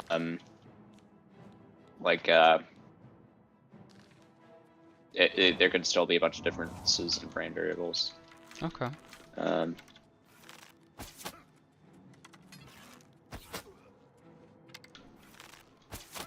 It's literally just like a phenotypic thing, and you can't really for the heritability of a sex difference in intelligence, you really just have to go off of like the Jensen way. Yeah, the Jensen argument. Okay. And I do think that IQ is like 90% heritable. I'm a 70%er. The one thing I will say is that I think that people's theories on why IQ has an environmental component are not like sustainable. Like I doubt that education increases intelligence. I doubt that like how rich your parents are matters. I think there is a shared environmental component, but I don't think it's dependent on. Oh no, definite. No, definitely not a shared environmental. Like, You don't think so? Unrelated children adopted together don't correlate at No, all. they do. In the largest sample there is, which is, I think Swedish. In adulthood, even in yeah, it's in adulthood? adults. If you look at like Swedish unrelated siblings who took the military test, the correlation's like 0.15. Okay, well. And like when you have see, 1,000 what- people, but the thing is what that the hurt older those? studies only had like 50 people, and so it makes sense that the correlation would be 0.15 like. is still pretty low. Yeah. Oh yeah. What It's low. heritability It's would low. this imply? Undeniable. It's not deniable that it's low. What heritability would this imply? With 0.50, I mean the correlation between twins reared together is like 0.88. If you Oh, I correct guess. for Or okay, yeah, I guess reliability. unrelated reeled together, the correlation between the two would just literally be heritability. Yeah. Basically, my reasoning is that if twins reared together correlate at 0.88, and if siblings if unrelated siblings reared together correlate at 0.15, the expected heritability is probably like the low 70s. And then if you look at like twins reared apart, well, identical twins reared apart, it's like 0.75.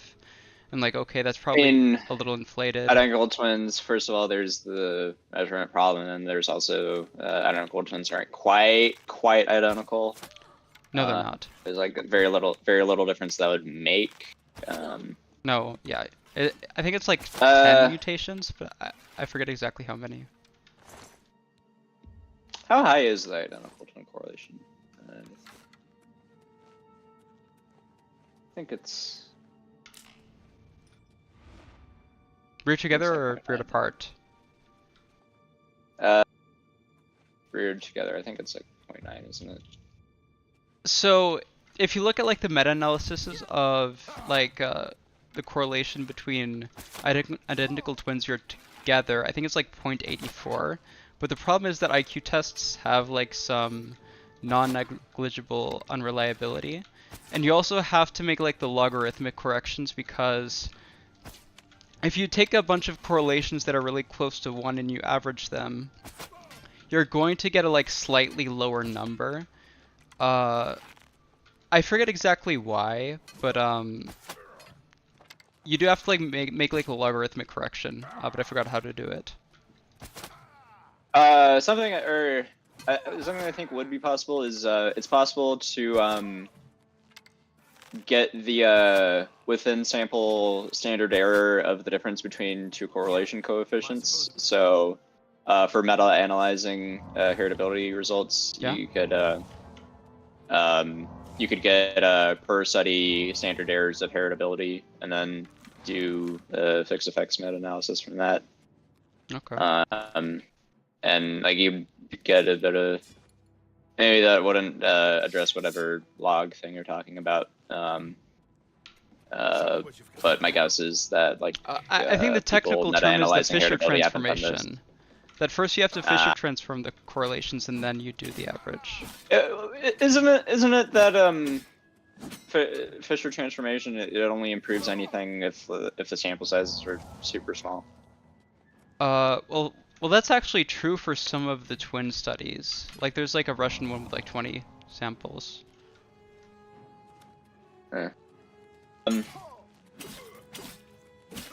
Even still, you probably couldn't go that wrong just like with the average. No, you standard can't. error weighting.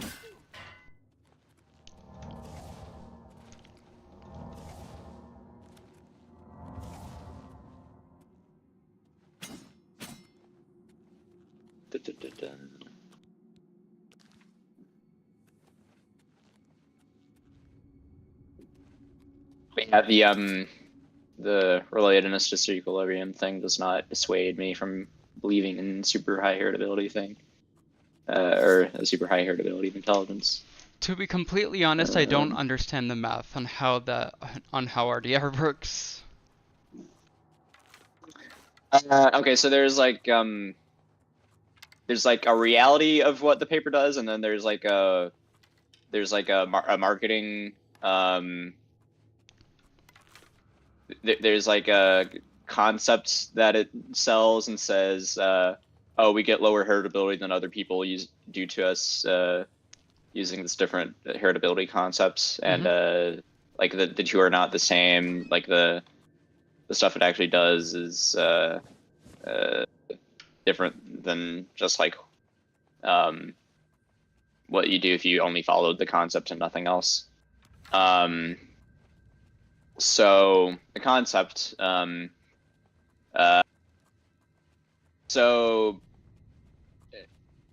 children get 50% of their DNA from their parents, right? Yeah. Or from one of their parents, right?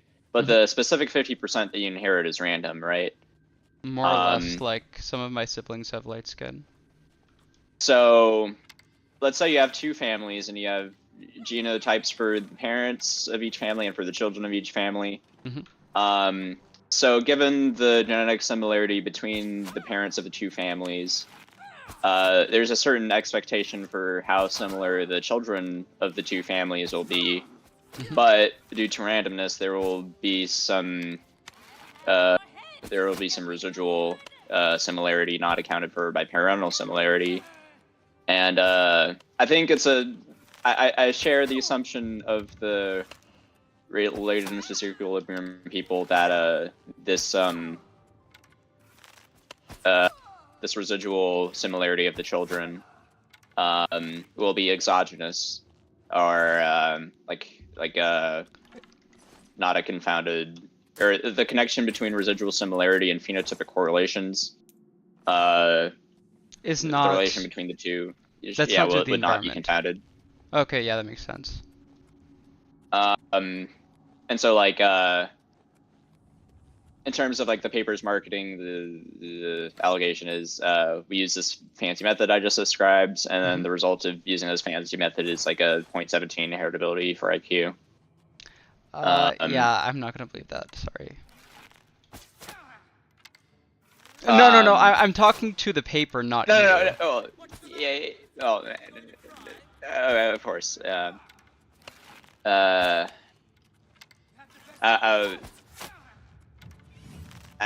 wasn't reacting that way. Oh, okay. Yeah, I just got confused. Let's see where was I gonna go with this? Aside from a math error, I think the paper made, there's a problem that the paper is just like straight up false advertising. So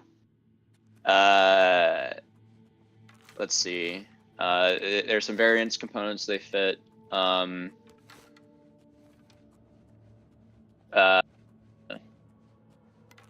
So there's a variance component to do with how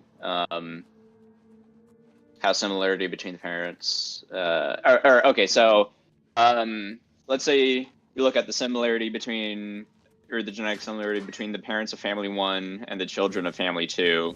So that should like be completely unrelated to the premise of what counts as exogenous, right? However, they fit a variance component related to that similarity. What? And yeah, it's just like a what the fuck kind of thing. It's just like I just don't accept that as like being meaningful to anything. I mean, did they at least publish the results of?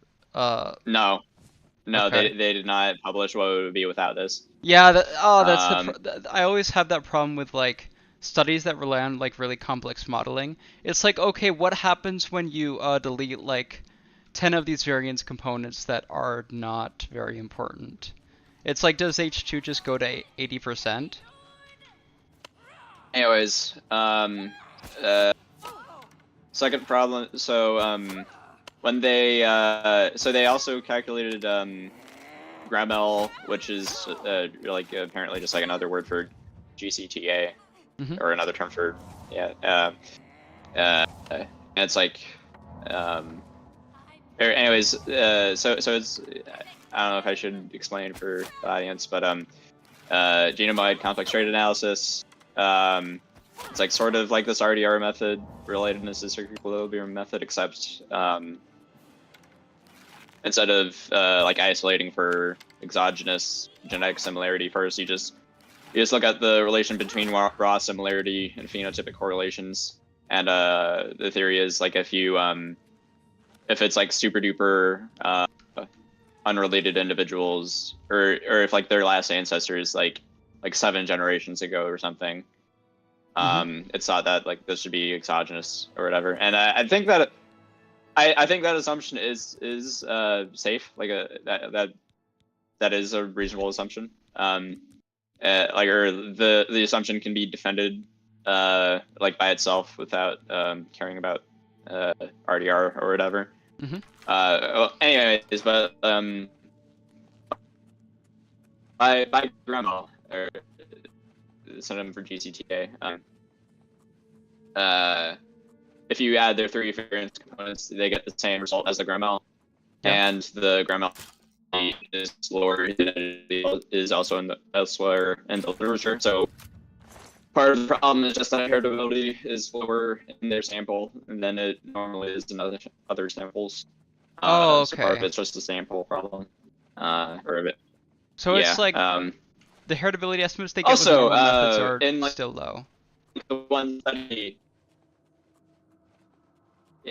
Yeah. Okay. There's like one study where we have a twin method done in the same sample as GCTA, and in that one sample, GCTA was the same as the twin method. Oh, that's cool. So let's imagine a hypothetical where if RDR, or relatedness is equilibrium method, if this was done properly, like if properly done relatedness equilibrium had the same results as well, that would be like such a result would like be like the ultimate vindication of twin heritability in my view. Okay, yeah, that's like fair. I think the assumption, like if you just like study, like if you study like the twin method and study GCTA like by themselves without relation to other methods, I think like their assumptions are very defensible. So like the EAA is like my starting point is the like only big one. I think that my starting point is I think that both of these methods are good and that their heritability results are good, and they give certain heritability results, and the fact that relatedness to equilibrium diverges from them. Okay, you could say that like the method is better, but I already think that like these other 2 methods are perfect, or they're, I mean, they're fine. Like in theory, like relatedness to equilibrium is more appealing, but if the heritability results are already defensible, why would this like give a different result, right? But anyways, there's the sample problem. There's the false advertising problem with the like a third variance component that has like nothing to do with why somebody should believe that your method gives exogenous genetic similarity. And then another problem, I just think that they get some of the math wrong and they like scale the units incorrectly. So for this kind of or relatedness to equilibrium method to like give valid effect sizes, the thing that you're trying to search for is what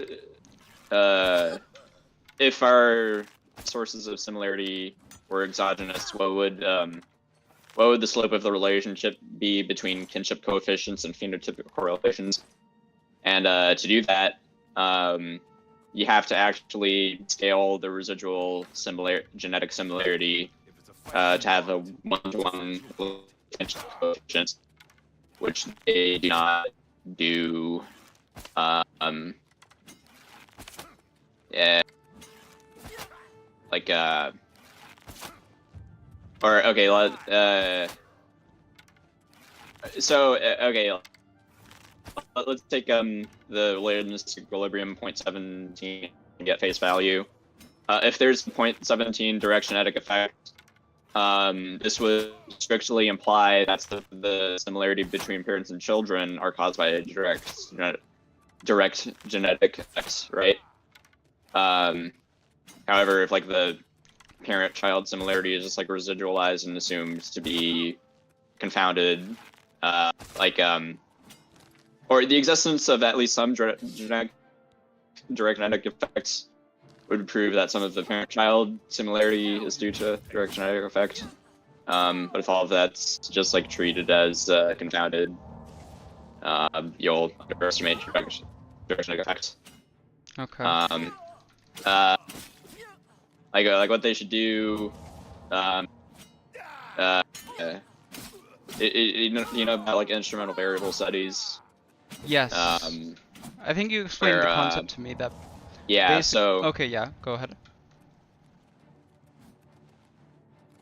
Yeah. So like say you have like a drug, and you can't like experimentally administer the drug directly for whatever reason. But you can experimentally administer like some circumstance by which people have like a 70% probability of receiving the drug. Yeah. Or like or you can give the drug but you can take it, and so but you can't experimentally deny access of the drug to the people who would choose to take it. And so like maybe like choice is like a confound or something usually, and an observational thing. Right. But anyways, so in an instrumental variable, you regress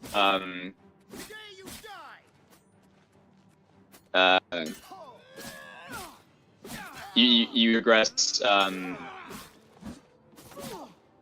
the administration of circumstance on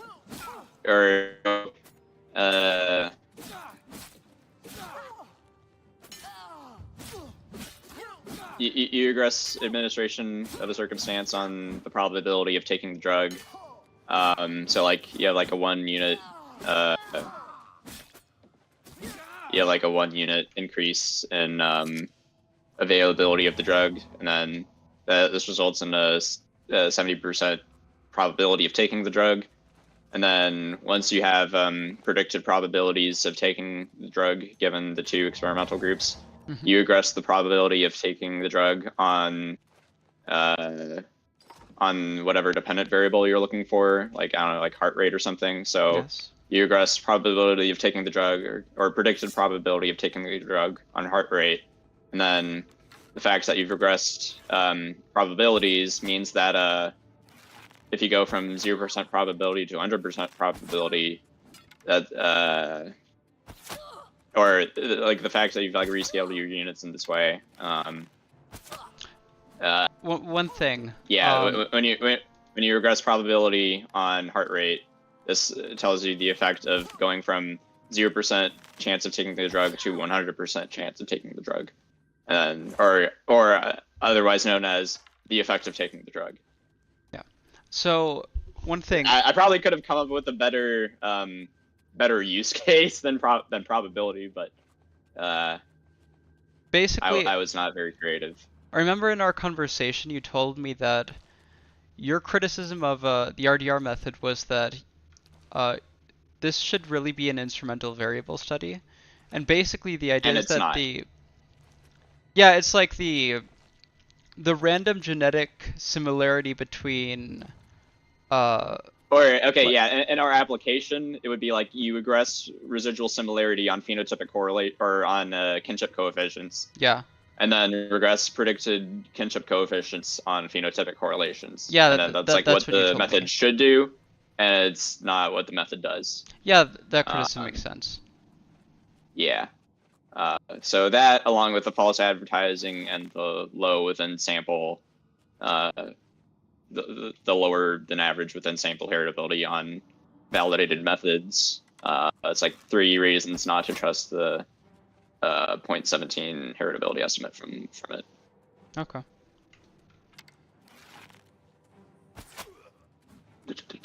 Besides homosexuality, do you think there's like another trait you suspect that has a low heritability that people might not be aware of?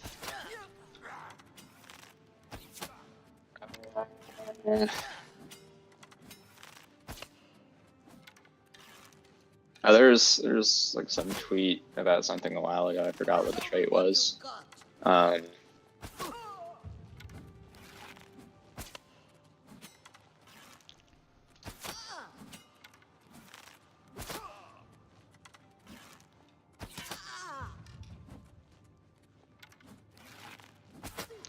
What do you think the heritability of becoming a trans person is? Racism is only 30% heritable. Oh yeah, there's that. I think that's probably true. Whereas like political views are 40% heritable. So racism is less heritable than political views otherwise are. What do you think the heritability of becoming a trans person is? The heritability of teeing out, as the kids say.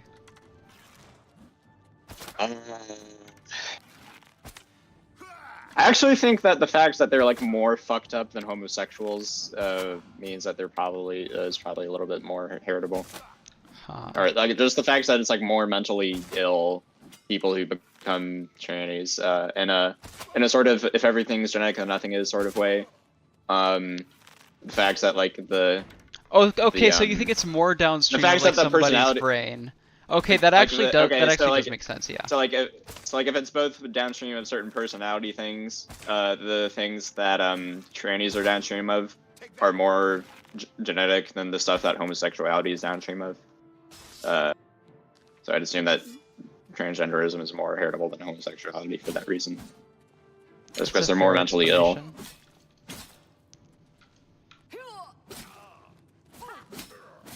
Oh, also the thing about trannies being supposedly smarter. Apparently, there's like a big problem where like trannies are like institutionalized at high rates. Right.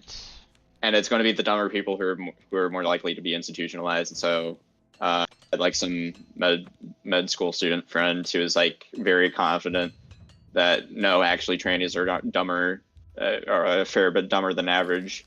But it's just that they're the dumb ones are like disproportionately like institutionalized because I feel like there's so like unstable. too many smart T's for that to be true. If I had to guess, they're like slightly smarter than average, kind of like gay people are. I mean, let's say like they're genetic mutational blood freaks. They have like a higher standard deviation for that reason. Yeah, maybe that's like possible. kind of plausible.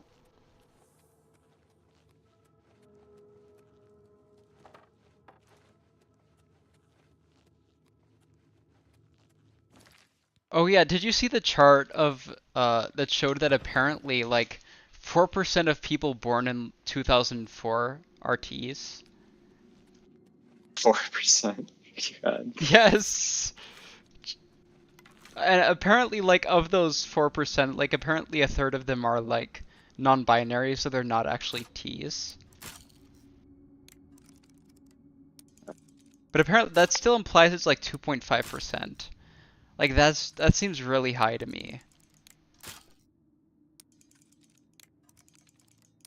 Yeah, it's bad. How high do you think it could get?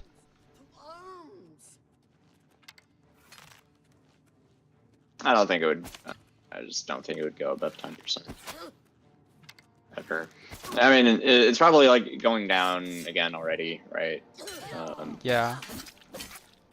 So I just find it it's not hard gonna to believe get that above more the than 8. 5% of men have it in them to tee out. What's the matter? Getting tired? Maybe it's true for girls, but I don't think it's true for guys.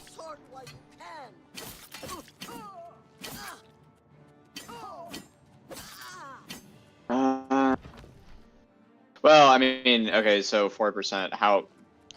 What's the sex breakdown of that? What was it higher? I think it's in the like I'm sure like as it became more common over time, the sex makeup changed as well. I think it used to be the case that MTFs were more common, but now FTMs are slightly more common. So like female to male is more common now.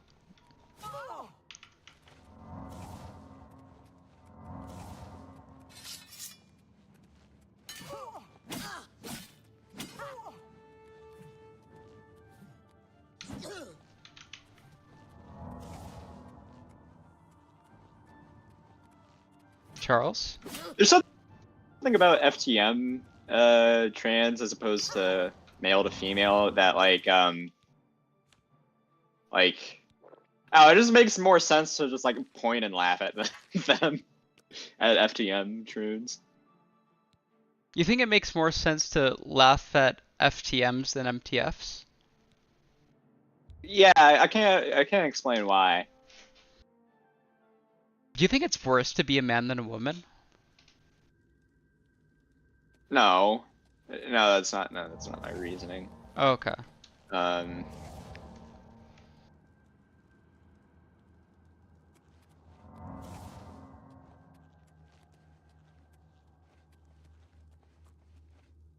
I feel like the MTFs are like funnier, personally. Yeah.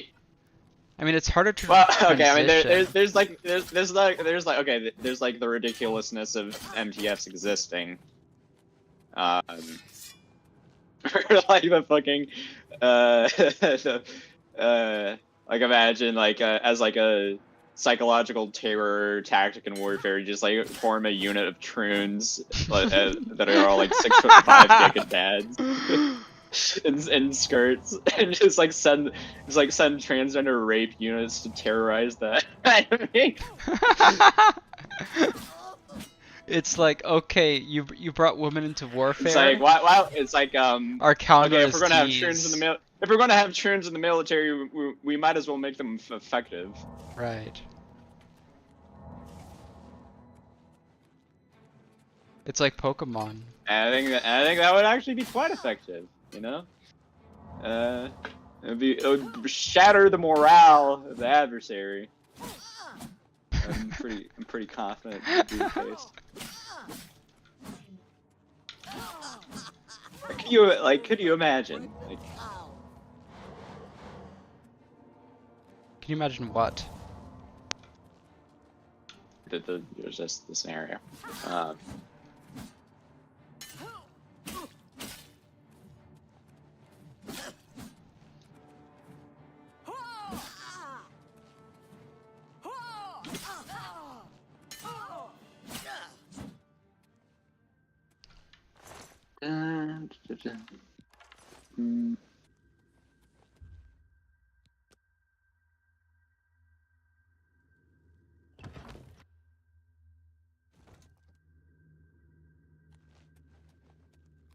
I wonder,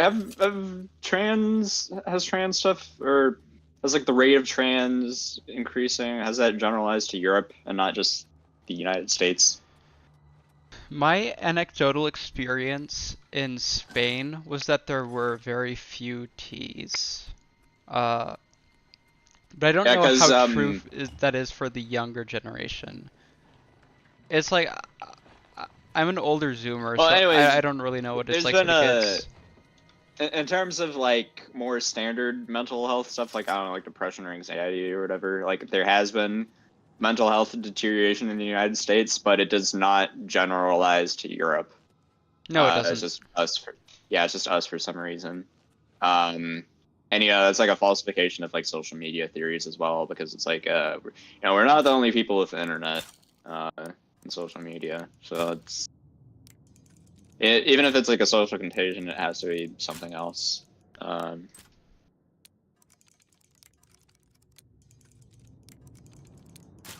mean, empirically, like, there's also very little support for social media causing depression. Yeah. Oh, yeah.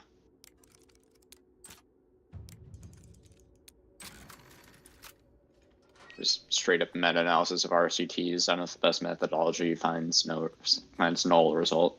It's like, okay, there you go. It's a solved question. I do think, though, that social media has been very good for the right wing, the proliferation of right-wing views. So it seems very bad to me that I think like the smarter Democrat mainstream has like congealed around a consensus of. Yeah, become more anti-social media and congealed around a consensus of that. And they're like globbing onto the Jonathan Haidt stuff. Oh, yeah, that guy sucks, by the way. Yeah.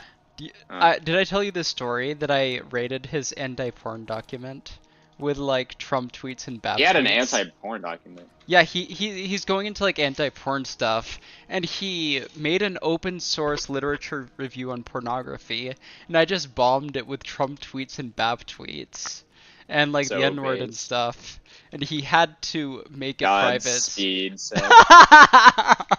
Like I'm not even that Wait, poor. you had to do what? Did you ban your account or? No, I did it on like a private email or something. But I'm not even that into. I'm not really that into porn. But I don't like Jonathan Haidt, so I just sabotage the project. Yeah, well, I mean, you'd probably try to relate it somehow. So you know, whatever way you can undermine him is good for humanity.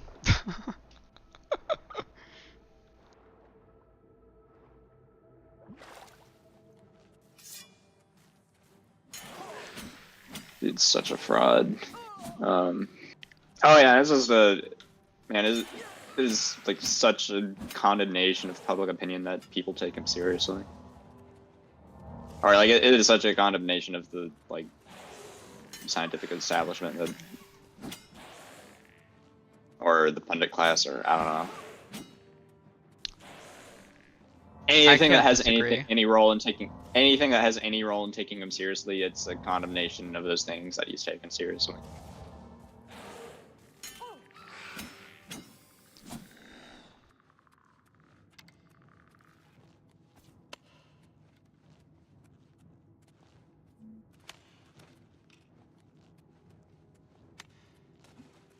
What are your thoughts on Matt Iglesias? Oh, I mean, I guess he's not as bad as Jonathan Haidt. That's a pretty low bar. I mean, Haidt isn't pro-immigration, is he? I honestly don't know. I think Iglesias is probably going to like adopt the Haidt thesis eventually. So like, he's from going a to be worse. Machiavellian perspective, he should. He's going to be worse if he's not already.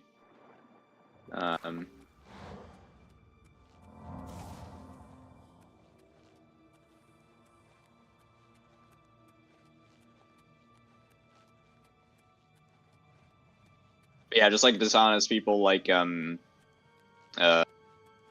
or Lawanson or Iglesias or Noah Smith, who tries to fight stuff on the level of bamboozling people with the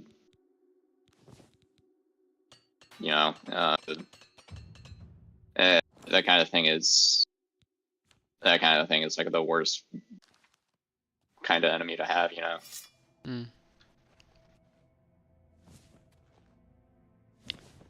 What are your thoughts on Sasha Gusov?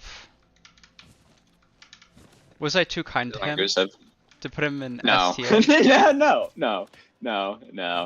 He kind of, his face reminds me of the Underminer from The Incredibles.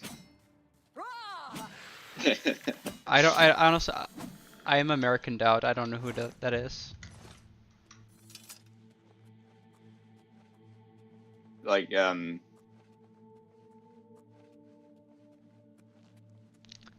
is he like the villain who wants nobody to be special? it's like at the end of the first movie. There's like a drill that comes out of the ground. There's like this mole guy who comes out of the drill and is like, "Behold the Underminer! Oh! I am beneath all of you, but nothing is beneath me. I hereby declare war on peace and happiness. Soon the world will tremble before me." I don't remember the person, but I get the name now. I get why he's called the Underminer. It's a clever joke. There's a. I didn't like the Incredibles 1 GameCube game, but there is a Incredibles Rise of the Underminer GameCube game that I enjoyed a lot more. I didn't even know those. I think it really benefited.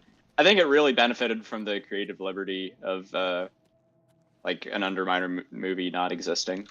It could just be like more generic good guys versus bad guys kind of thing.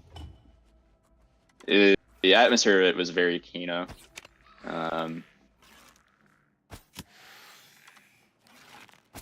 It's like fighting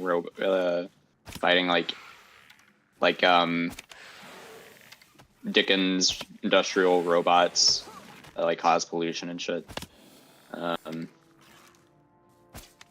There's like this like very like industrial, dirty industrial aesthetic.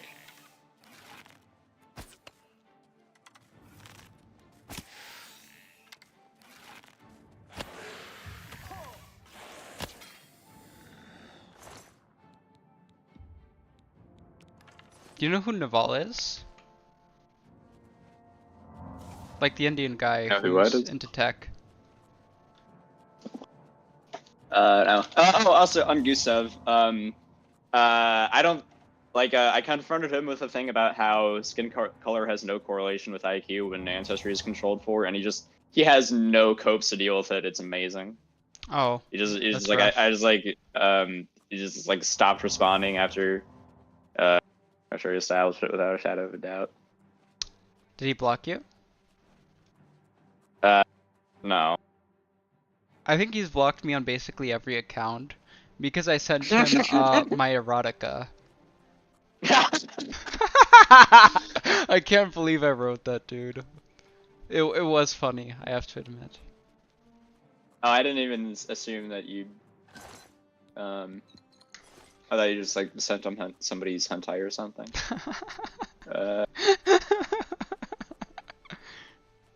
Let's see. I just completely owned him on crime before, and how it's Pareto distributed, so it's incapacitation. He doesn't think it's Pareto distributed? Well, he just like tries to ignore that it's Pareto distributed and say that like despite this, the most successful thing you can do is like reduce recidivism via okay, that's retarded. Finland or whatever. I'm not going to defend that.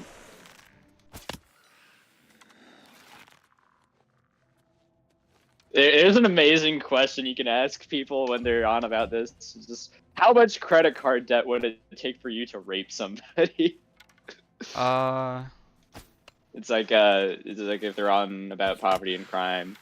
Like I earn credit card debt for raping people? No, just like make it very real for them. Or like how much credit card debt would you have to be in before you considered raping somebody? And it's like maybe like 50,000, putting it 10,000. What's the number for you? Am I just like really fucked in the head or something? The rhetorical question, or the latent thesis of the rhetorical question is supposed to be like who the hell would rape somebody if they were poor, like or who like even granting like the poverty theft thesis or whatever, poverty robbery connection. Oh, I get it. Like it would take a lot of money for you to do it. Okay, not even like a lot of money, just like who would connect like rapism to like their socioeconomic status. Right. Okay. I get especially the ridiculous analog of credit card debt, which is like the actual like physical poverty most people have, right? Or like that's like the Anyways,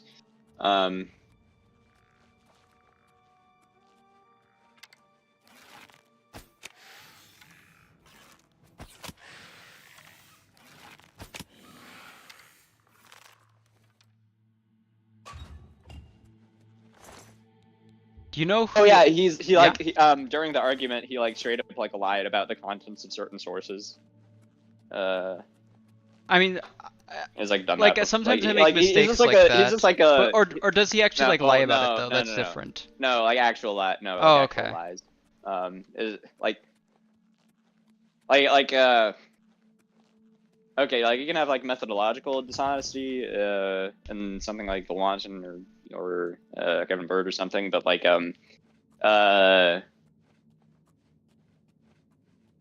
yeah, I guess there's an amount of like literal literal dishonesty that's like people normally don't engage in. And it's just like annoying. It's just annoying to have to waste space on like documenting. All right, we have to talk about it. Do you think the fact that he's dishonest has anything to do with the fact that he's Jewish? You can just say yes if you want to. Let's see.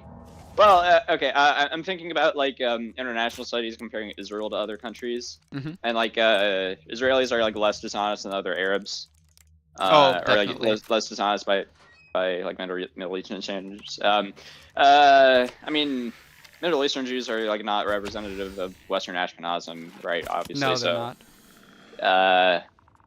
It's like hard to justify underwriting your stereotypes based off of Israeli behavior, you know. And then like the average IQ of Israelis is like 95. I don't know. I don't remember what it is. So it's like, whereas the average IQ of like Ashkenazi Jews is closer to like 110. So no, not the same thing. Taking us in another direction. So there's like the wallet study, and apparently there's like a debunking of like the Chinese dishonesty in the wallet study, where you know people, apparently like the people Chinese are like unlikely to use. Like apparently they just used email for all the countries, and then like in China people don't use email, so like if they put like a WeChat thing, then maybe it would have worked. Like a WeChat account, and then like the response rate was higher. That's a fair criticism. However, I found another dishonesty data set completely unrelated for international differences, and it ranks China about the same. So I mean, you know, conflicting things there on whether to trust that. Probably like the WeChat methodology like is a bit better because it was like the other data set was like have you donated to money? How much money have you donated to charity in the past month? Or like have you helped a stranger in the last week or something? It's like I mean, I only went outside like a few times this week, and one of them was because I fainted. Though I guess the guy who helped me would have gotten to say he has helped somebody.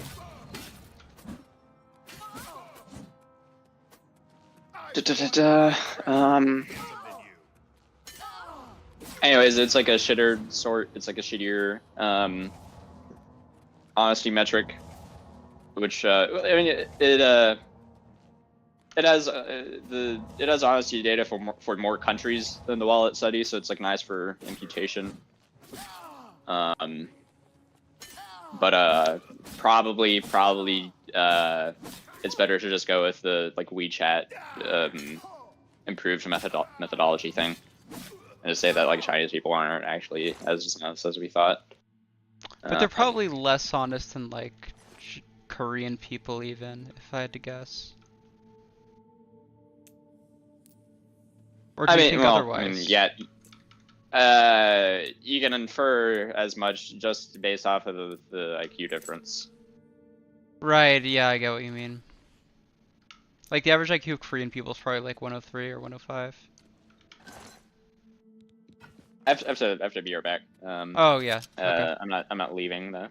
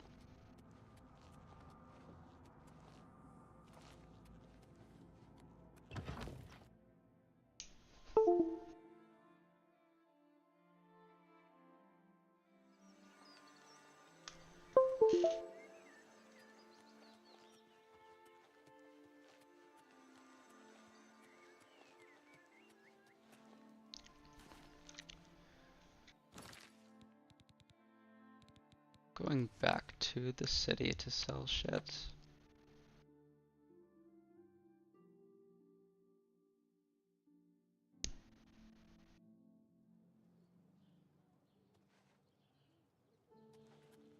I've been looking for you.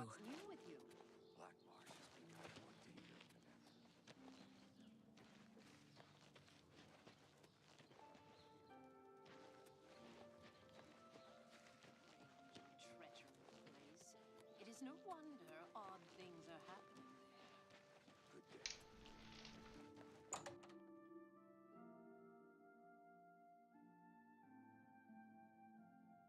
Feel free. Well, have a look around. You won't find better prices in all Tamriel.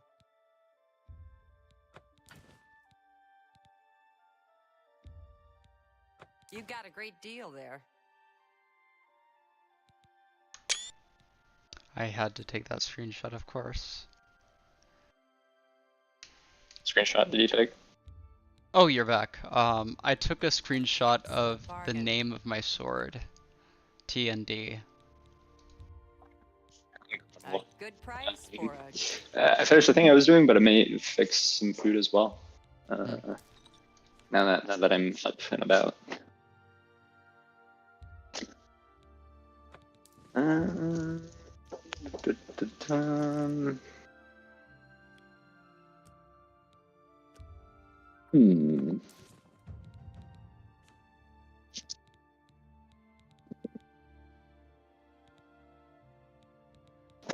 Another satisfied customer. Fare thee well.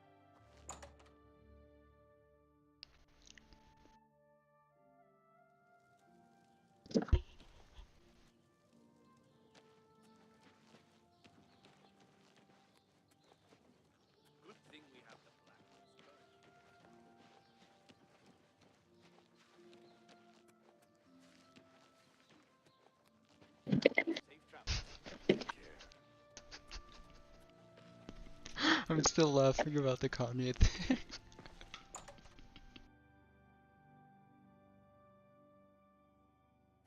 God. I have every. This nigga.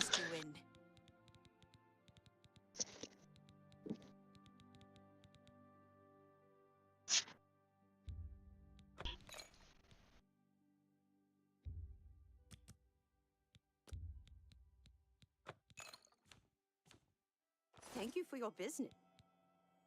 Farewell.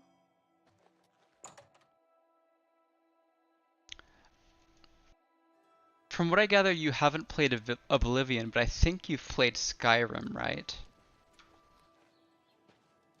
I've played a very little bit of it. Okay. When I was really young, around the time that Minecraft came out. The best defense, that's... Can't go into Have you tried getting into like multiplayer games, or have those not appealed to you? Dude, I played so much Halo as a kid. I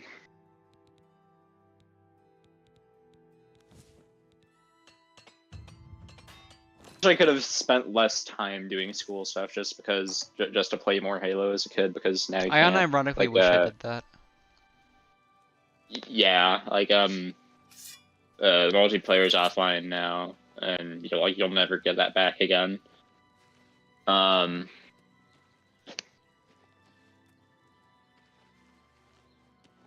I wish I spent more time playing Halo as a kid. It's you. Hi. Nothing I'd like to talk about. It's the finest place in the city. Simply an excellent inn.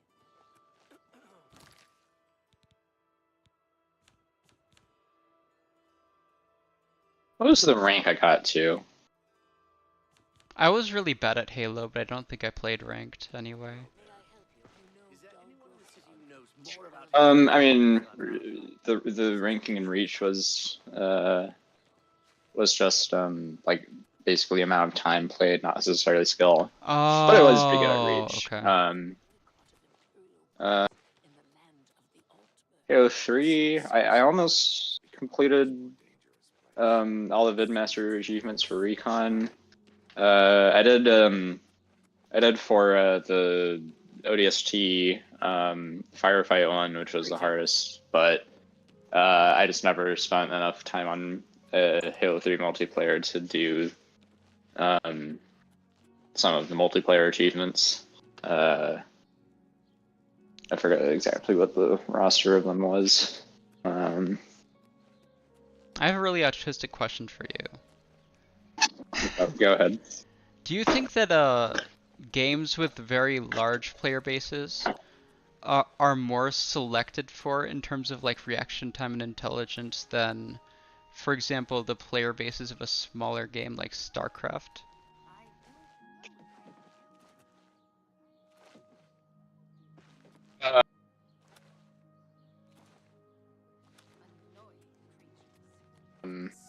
Or do you think there's like very little relationship between how popular a game is and how good the players are?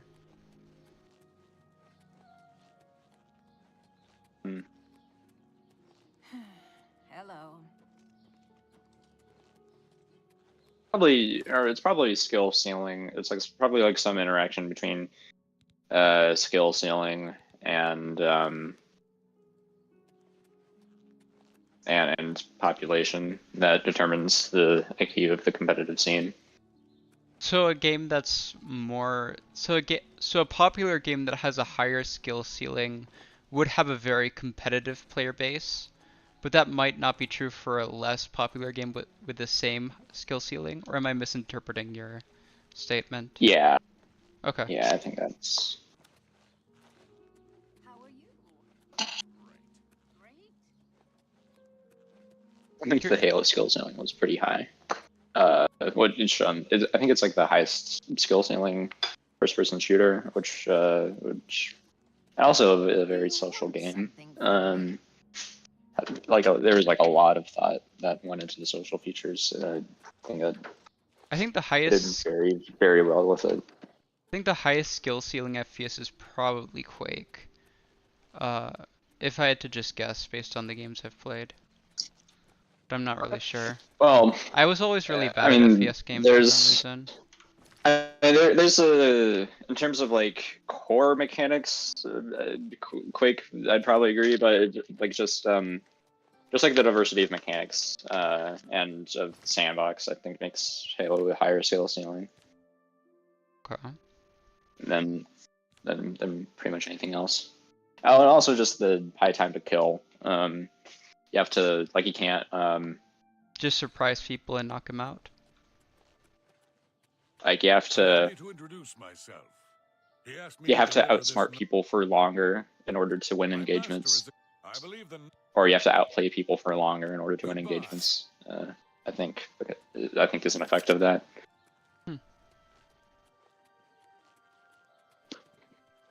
I do think that the time to kill is related to the skill ceiling. So if you have a game where like things die really quickly, it's easier for a player who is less good to beat a player who's better. But the thing is that the time to kill kind of allows like the variance to go away. And so if like the better player randomly misses a shot, like it's not really going to affect whether he kills the other player, because he just hits more on average. Or also if the time to kill is large, and that suddenly means that like headshots actually matter. All right. Like actually like really, really matter, you know.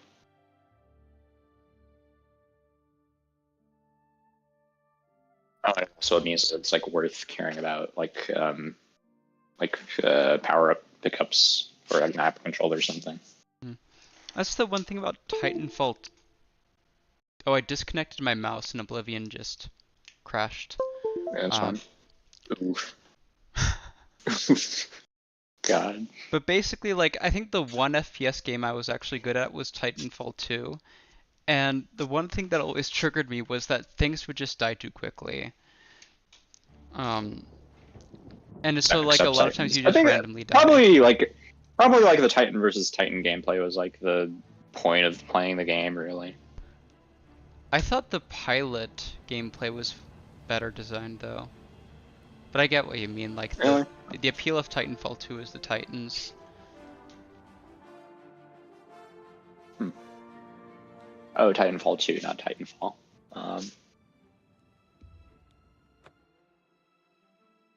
Titanfall 2 had a much better campaign. And I don't think there was much replayability.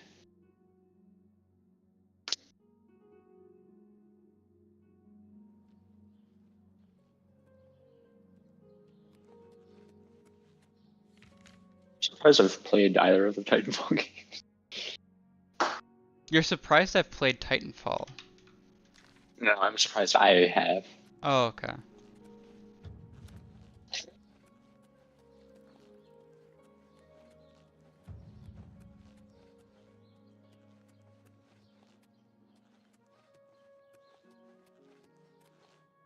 Nothing I'd like to talk about.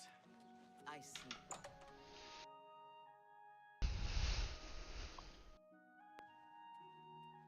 Do you know my attempt to estimate how many people have engaged in even like light incest?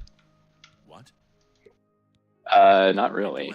I know you've tried to quantify. I just didn't pay attention to like what it entailed. So Or what there's it involved. self-reports of like incestuous behavior. There's a few studies on this. One of them was a very good one in the Northeast that just took a bunch of college students and they basically just asked them whether they've engaged in any incestuous behavior, and I think 17% said yes. There were some indicators that they were underreporting, like it was more common for people to report that they were like sexually abused in an incestuous relationship by a sibling than the reverse. Maybe a way to correct for social response bias would be to like look at the effects of people who only have same-sex siblings versus ones who have opposite sex, and then they did. There's like an expected effect of homosexuality. Or like there should be an expected effect of homosexuality given the rate of homosexuality in the population. So here's the thing, even though like male incest homosexuality is like more taboo than the like female incest. Is it more taboo? I think it is. Like I think it's weirder to have sex with your brother than your sister. If you're like of the same sex. I would think the fact that a sister is like more defenseless makes it more rapey. No, if you're a woman though, I think it's different. Like a sister and a sister having sex is less taboo than a brother and a brother having sex. Or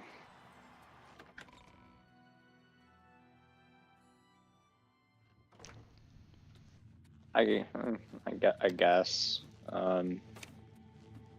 But still, like the floor amount of taboo of brother sister is like Now let me give you. I wouldn't expect extra taboo to have more of a social desirability bias than the floor, right?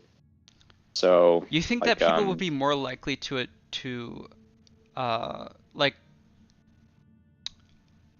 more likely to admit to taboo behavior than to less taboo behavior? Or were you saying the opposite? I'm saying that beyond a certain threshold of taboo behavior, whatever like social desirability bias will max out, and then additional tabooness will be like there's diminishing returns to tabooness. Like if somebody was comfortable, like if somebody was comfortable admitting to brother and sister, like what kind of person would be comfortable admitting to brother or sister incest but not to brother incest? I get what you mean actually. But the interesting thing was that I think that brother incest was admitted to more often than sister incest, and that did surprise me. That's just strange.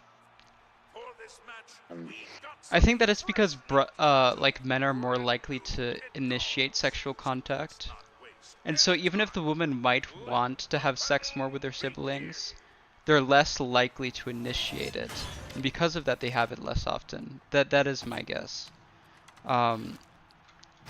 And the thing is that these are studies of college students, right? It doesn't take into consideration that sometimes people have incestuous relationships when they're older, or with their children, right? And so I think that if you look at every single type of incestuous relationship, and you look at the self-reports, and you assume that there's no response bias, you get a lifetime estimate of like 25% for like any type of incest, no matter how heavy it is. And I think that's probably pretty accurate. Jesus. Do you think that's high or do you think that's low? I think that's really high. Well, keep in mind that this is like It's literally anything. It could be like playing like- doctor. This is like trooning out to me. This would be like if you told me that 20% of people had like thoughts of being troons. I mean, it's like, okay, if your cousin gropes you, then that does count as incest, right? But it doesn't mean you're like mentally a troon.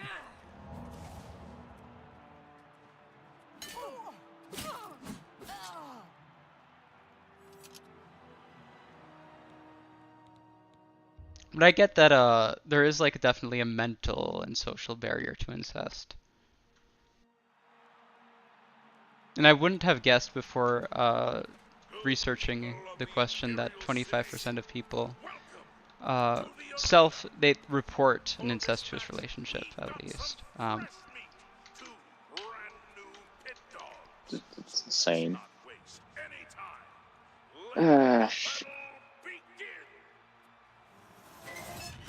Just lowered my view of humanity even further.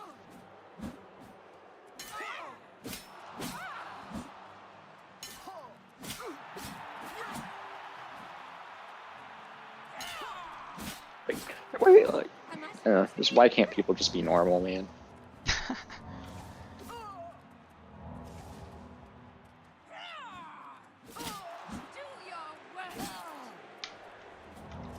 like, what's the compulsion to just? I don't know. I don't understand. Okay. I figured since not many people are watching, I may as well mention it. I think that my little sister might have had a crush on me growing up, but I have no idea if it's actually true. It's like a small suspicion. Like, you know, like when you go out to, I don't know, if you go out to a party, sometimes you suspect that like a girl is into you, right? Sometimes I like got the feeling that maybe like, I don't know. I think, forgetting the incest aspect of it, I think the like uncertainty of it is like kind of cope in a lot of cases, and that. Really? What do you mean? Well, like I think in cases like I think that in cases where interest from the other person like is actually there, that the rate at which is obvious is like a lot higher. Really? The rate at which it would be obvious is like a lot higher than people. Like I don't want to have sex with my people- sister personally, and I would prefer it if she didn't. Okay. Well, sure, whatever. But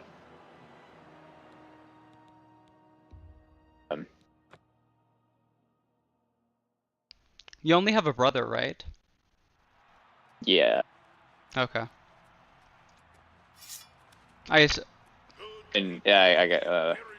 you know what I was gonna ask, right? I guess I'm one to judge as long as I don't have a sister and I'm not gay. But yeah, just. I was going to ask if you like suspected your brother was gay, but I couldn't suspect imagine. he's not. No, he's not gay. Okay. He is left-handed though. Don't you know?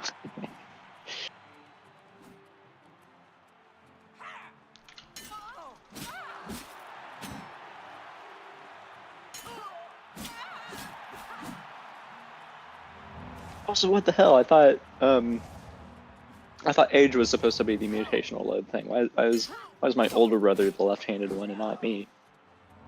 My younger sister is left-handed.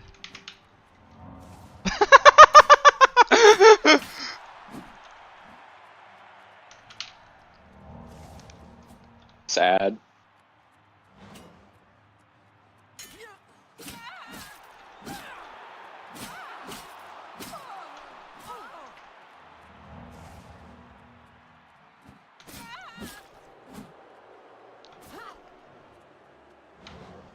Are you close to any of your family I'll quit. members? Like, you know what I'm asking about. Like, I mean personally, not romantically. I'm a pretty closed book person. Let's see. Probably more with my brother than anybody else.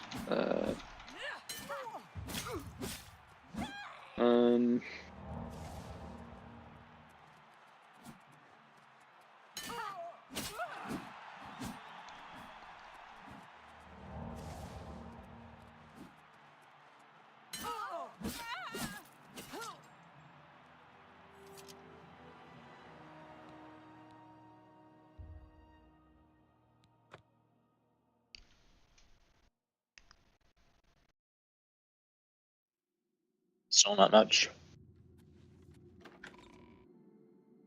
I would say I'm pretty close to my mother. I talk to her about every week or so.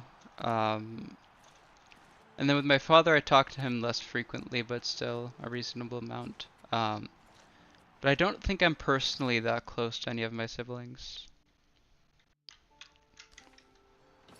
I think I would, but I mean I would like to, but I don't think we have enough in common, I guess.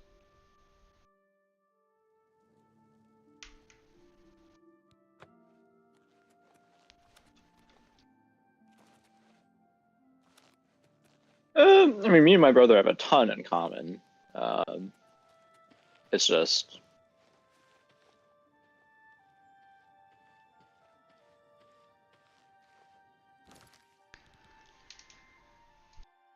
I just don't feel the need to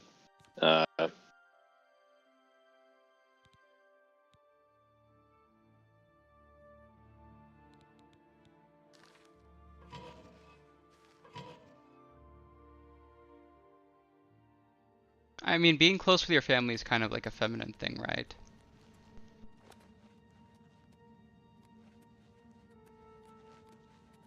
or like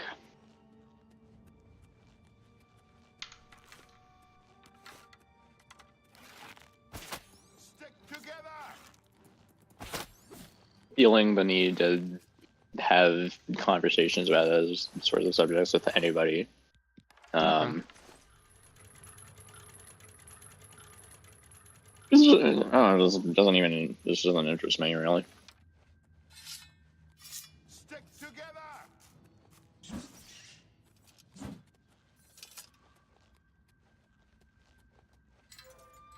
Is your brother conservative? Yeah.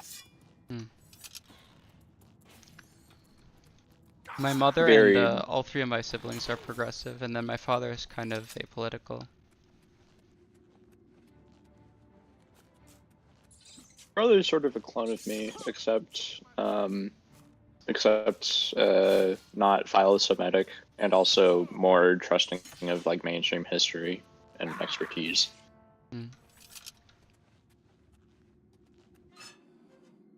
And somehow squares that with So he even like believes in like the with gene racism. stuff. Yeah. Somehow squares that with like assuming mainstream history more frequently.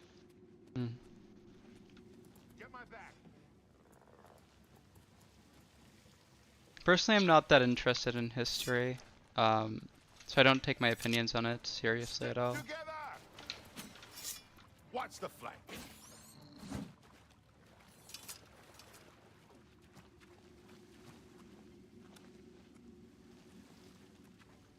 I mean, it's certainly like a.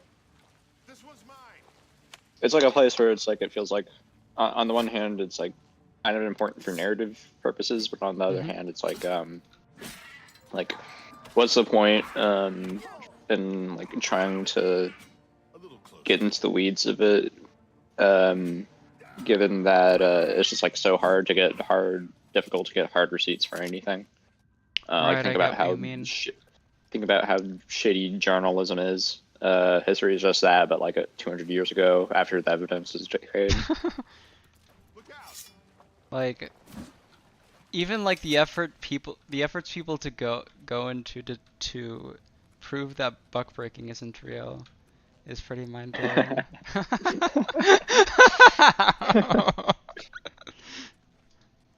Oh, Bap had a interesting take a while ago where it's like you learn or given like reliance on like anecdote or given like if you're forced to rely on anecdote and you're like trying to do that as well as possible, court cases are like the best thing to look at to judge or what ordinary people were like in different times, because this is like, you know, I think that's this fair, is like where because it's like the forum where it's taken least for granted what's normal, or like I assume there's you have to also like less selection, you have to like you have to relitigate basic shit, or like if somebody's like more likely to say this is immoral for standard reason or something, I don't know.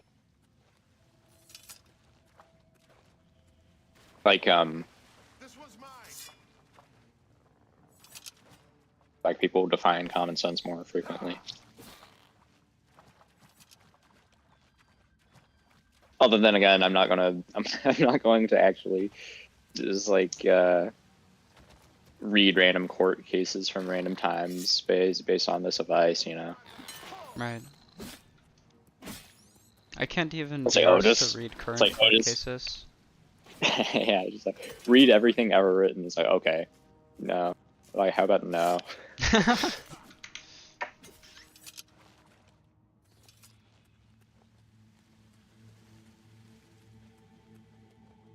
I'm just gonna not do that, actually.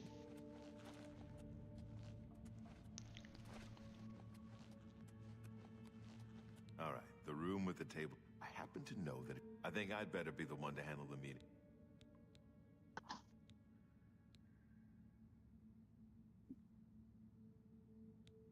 Good. Listen.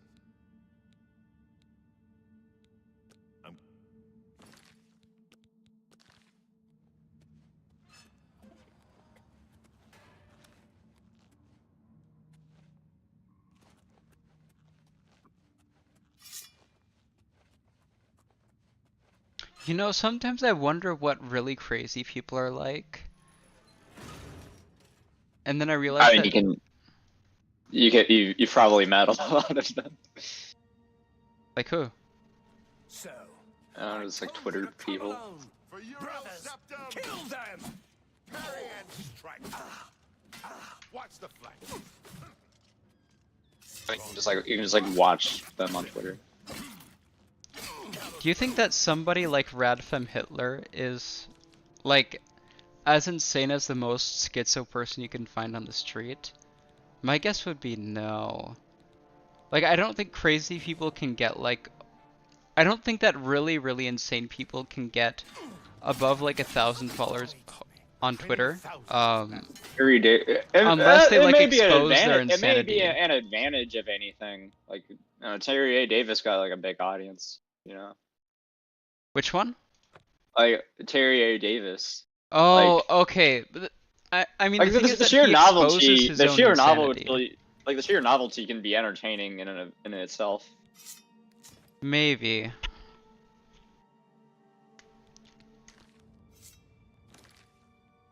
Though Terry A. Davis is kind of like this really weird freak. where it's like, okay, more insane people are less competent on average, right? But the thing is that Terry A. Davis was like a competent programmer, but he was also like really, really, really schizophrenic.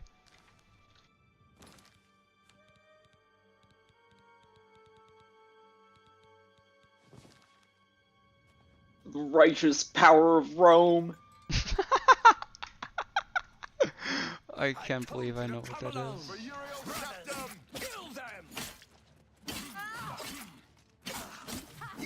Friends, Romans, countrymen. Niggers are the problem. No, they're not. Yes, they are the problem. I see you with the eyes wide open.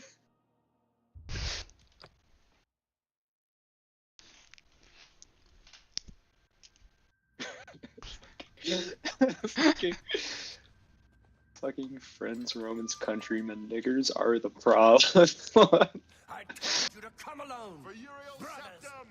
Incredible. Not on this day. Unbeliever! The time of cleansing is almost here.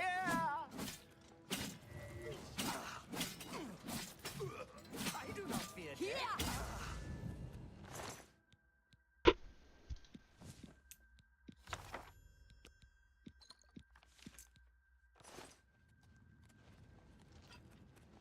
I do not fear death.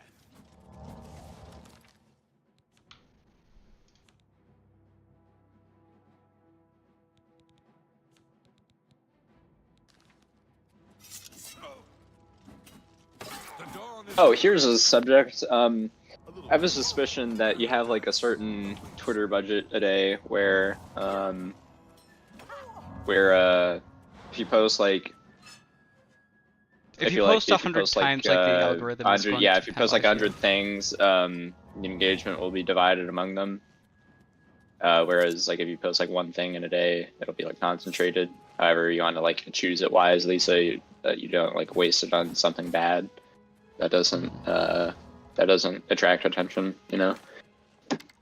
Now I actually suspect that you can actually get that bad saving token. You can actually get like extra budget if you like go back in time and delete stuff from previous days. Really? Maybe, I'm not sure. Depends on how the algorithm works. Also, I suspect this is like you know how Bathcat has like 100 posts at any time and he just like deletes everything? You think that's the reason why? Maybe that's like actually helpful for him. I'm not sure. Personally. Is that like it's like, oh, like here's this like here's like this large account with like 100 posts, and it's like, oh god, there's another post from this account. It's like the sky is falling. Yeah.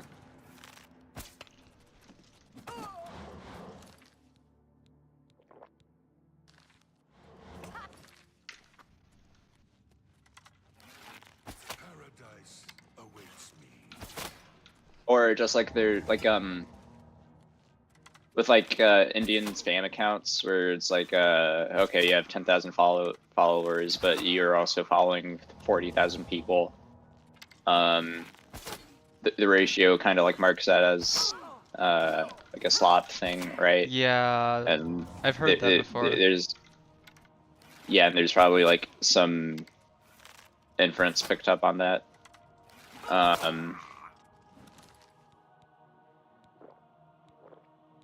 Where is it going with this?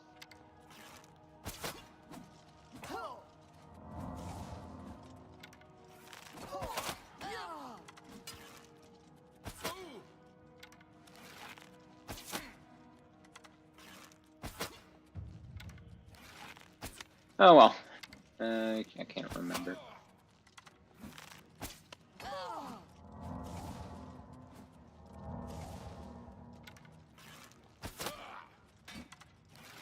Paradise awaits me. You are weak, like the gods you pray to.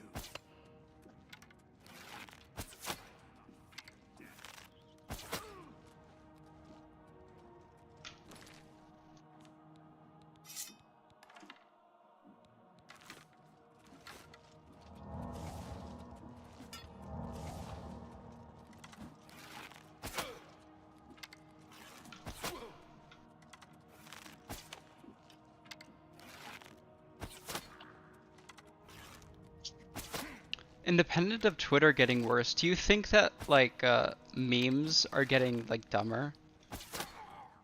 And like the kind of terminology people use is getting worse? Or do you think it's just the same as it coming up has with always good ones been? as often anymore.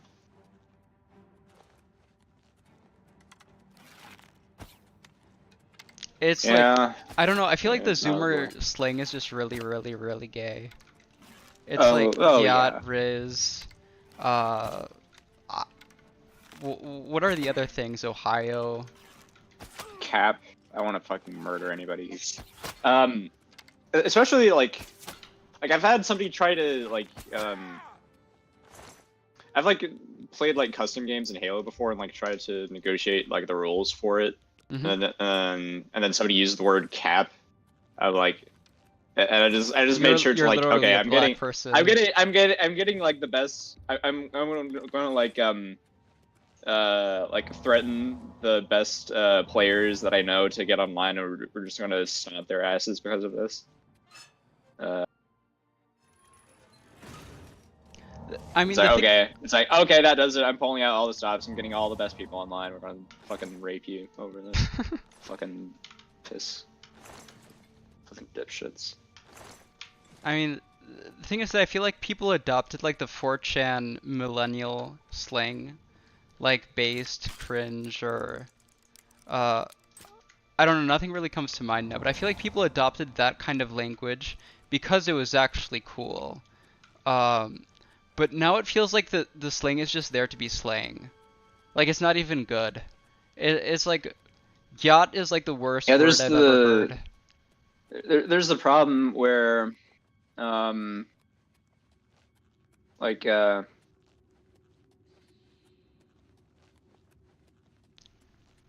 as a term becomes more popular, people forget like where it comes from even. Oh, right, that's also a thing.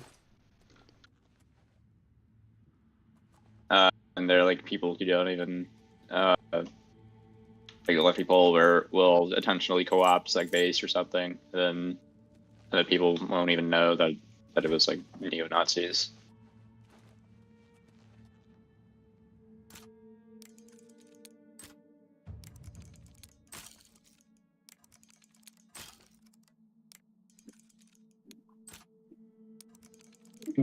Start what? What did you say? I said based on what? Oh. Oh, that's so based. Okay, based on what? It's almost funnier, you know? Or that's almost better than just.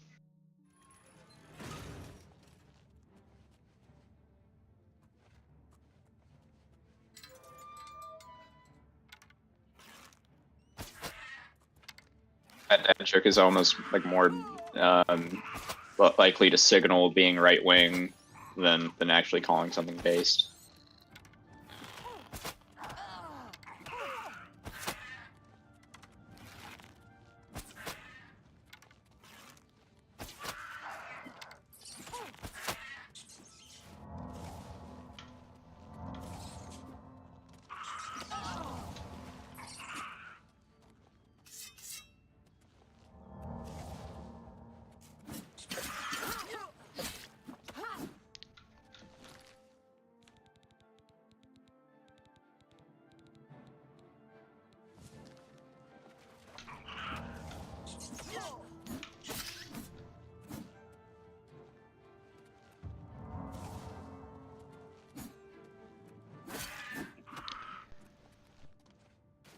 Mr. Charles.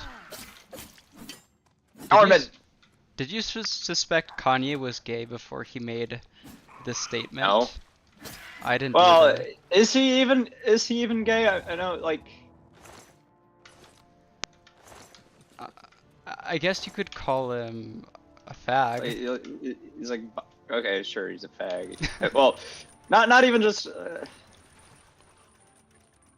like into fag shit, also into cuck shit, also into straight shit. Maybe he's just like hypersexual or something.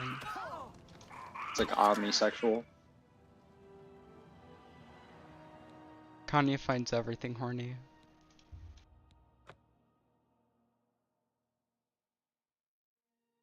He just needs to become a pedo and then complete the I don't know, Trinity Quinity. Eh.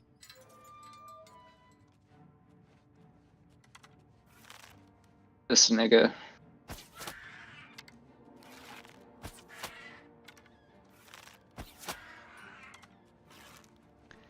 Have you ever watched Biden Rape Groyper's Scary Stories? Oh yeah, man. I wish I'd saved so much shit from him. I have a re-uploads there's like channel where I post stuff he oh thank made. God. Do you have fuck what's the one? I'm trying to think of this one by Rape Groper, the clip. I don't have the one where like this kid goes and kills a bunch of black people and then finally he kills like Ariel Shannon or something.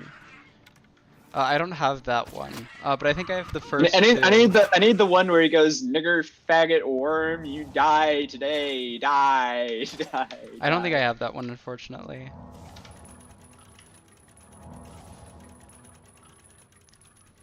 Oh yeah, that was the wife jack one. Oh, the wife jack. No, I didn't save that. It was like one of the best ones. I didn't really have a strong opinion on wife jack. I thought it was like fine if people used it as like a to rape it or to praise it. Like I honestly just didn't care. Okay, but Vine Rape Groper's wife jack response was incredible though. Oh yeah, it was. Nigger, faggot, worm, you die today.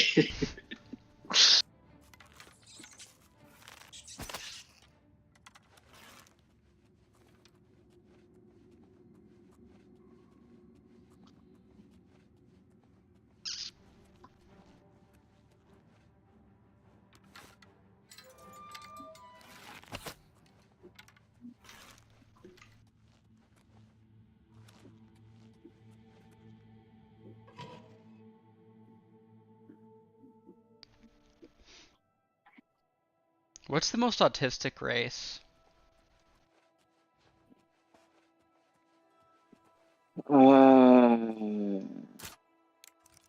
Germans.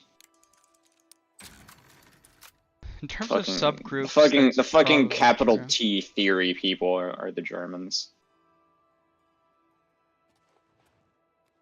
Well met. I broke into this woman's house and she said, "Well met." That's Oblivion for you. Okay. Oh, I thought you were talking about something in real life for a minute.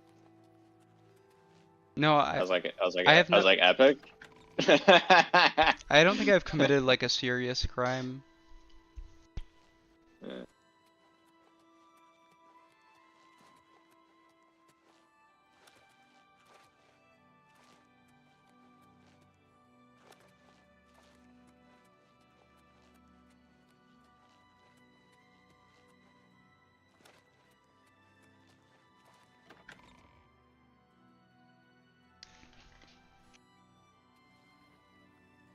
Speak.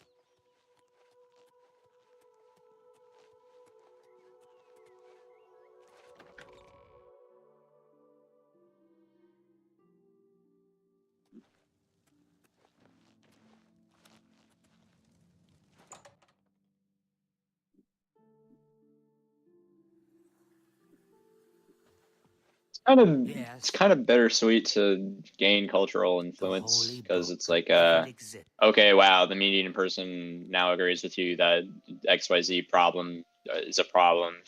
That doesn't actually fix the problem, though. You know. It doesn't. So okay, you have a army of 100,000 people now. What do you even do with them? They're there. Thing is that real life political action is kind of murky, because what happens is just that like the media comes, and then they like take pictures of everybody, and then they post them on the internet, and then bad things happen. That's basically like the way it's gone every time.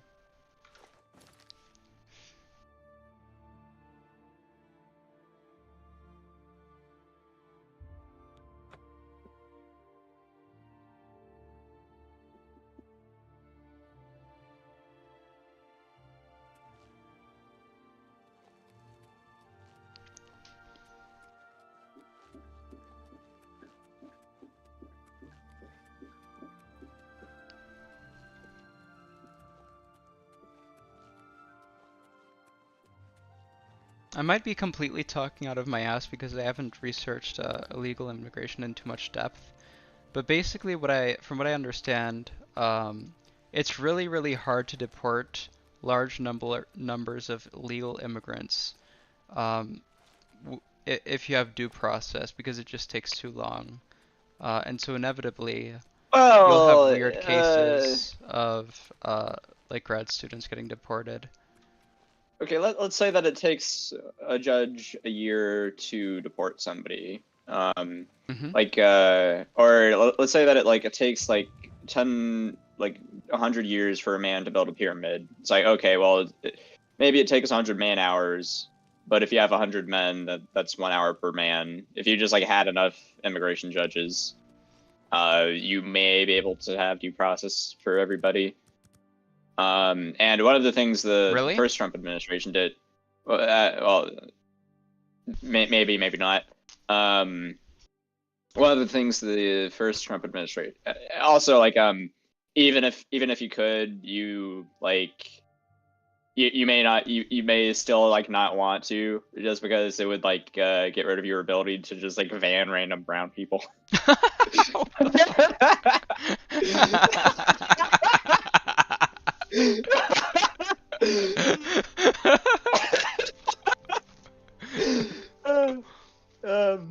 But anyways, one of the things the first Trump admin, one of the things the first Trump admin did was it stopped catch and release by building tent cities and hiring a bunch of immigration judges, so that you could keep them somewhere while they were waiting, and also have people who could process everybody and order their removal. Okay. That's not the same as getting a ruling. That may be like a lower bar than getting a ruling on somebody who's resided in the country for a while. But you know, similar principle.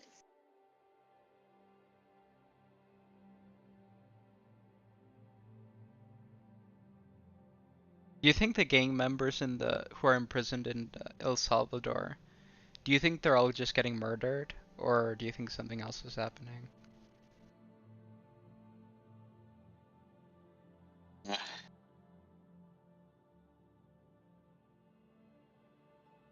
It's probably just like, I mean,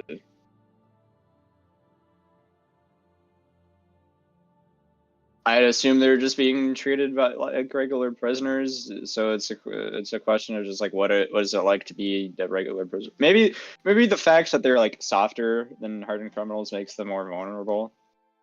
I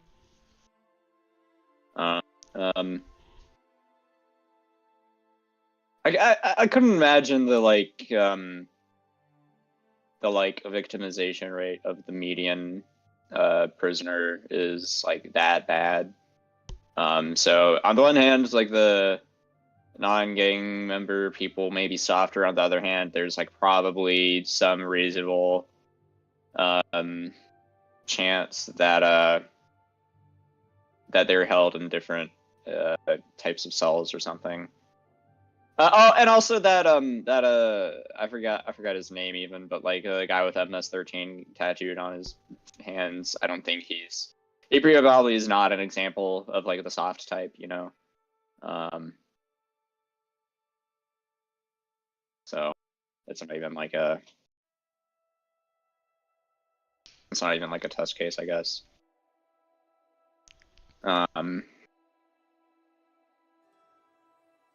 But yeah, I couldn't imagine they're like that likely to die or something. And also like even in cases where you just like take some like soft normie and then like put them in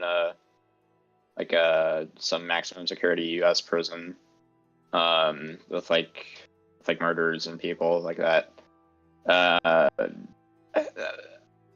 I'd imagine like okay, maybe there'd be some people who'd like take advantage of their naivete for food rations or like cigarettes or something. But on the other hand, they like the facts that people can like tell to some degree who's who. Well, I guess may mean some amount of mercy, or leniency. It's like, oh, you're not like us. Just a heads up. This is how you handle yourself to not end up poorly or something. I was referring more to like extrajudicial executions, as in maybe Like the government by other criminals or by police. but people? by the state. Like maybe the state just By the state. decides. No, I don't think the state would. I don't think the El Salvador state would be doing extrajudicial killings of people. I see a very low chance of that.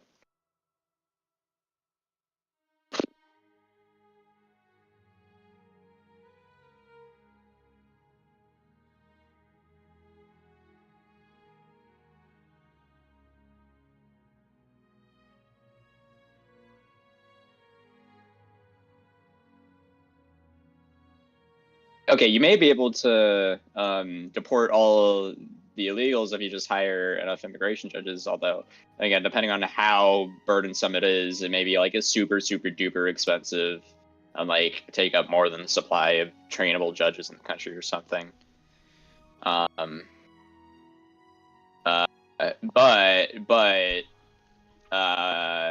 is that actually your goal, or do you just want to like deport random libtards who are U.S. citizens? You know,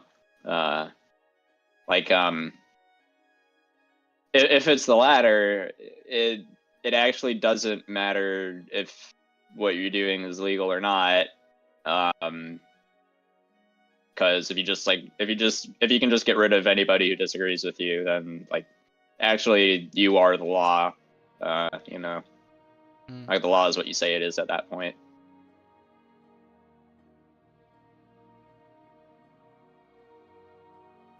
Also, there's no risk of backlash from that, since you know, the thing about like when you delete people's ability to retaliate, they stop resisting, you know.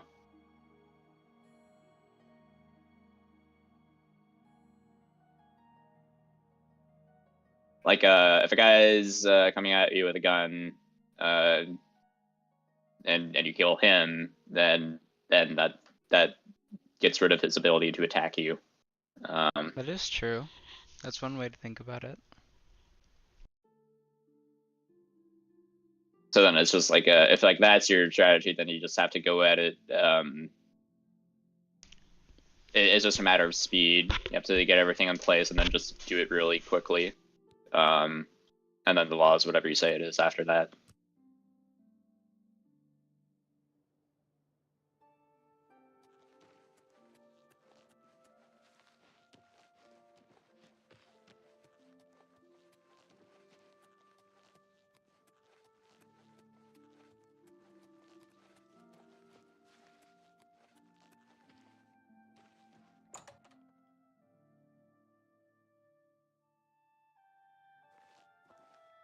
Feel free to... Only quality goods for sale here. What can I interest you in? Fare thee well.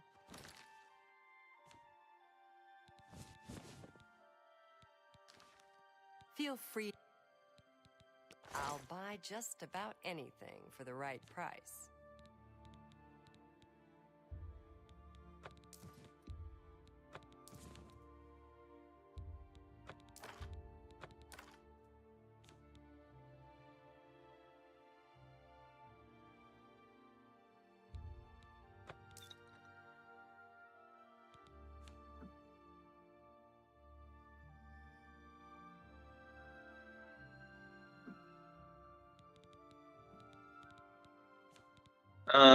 Let's see.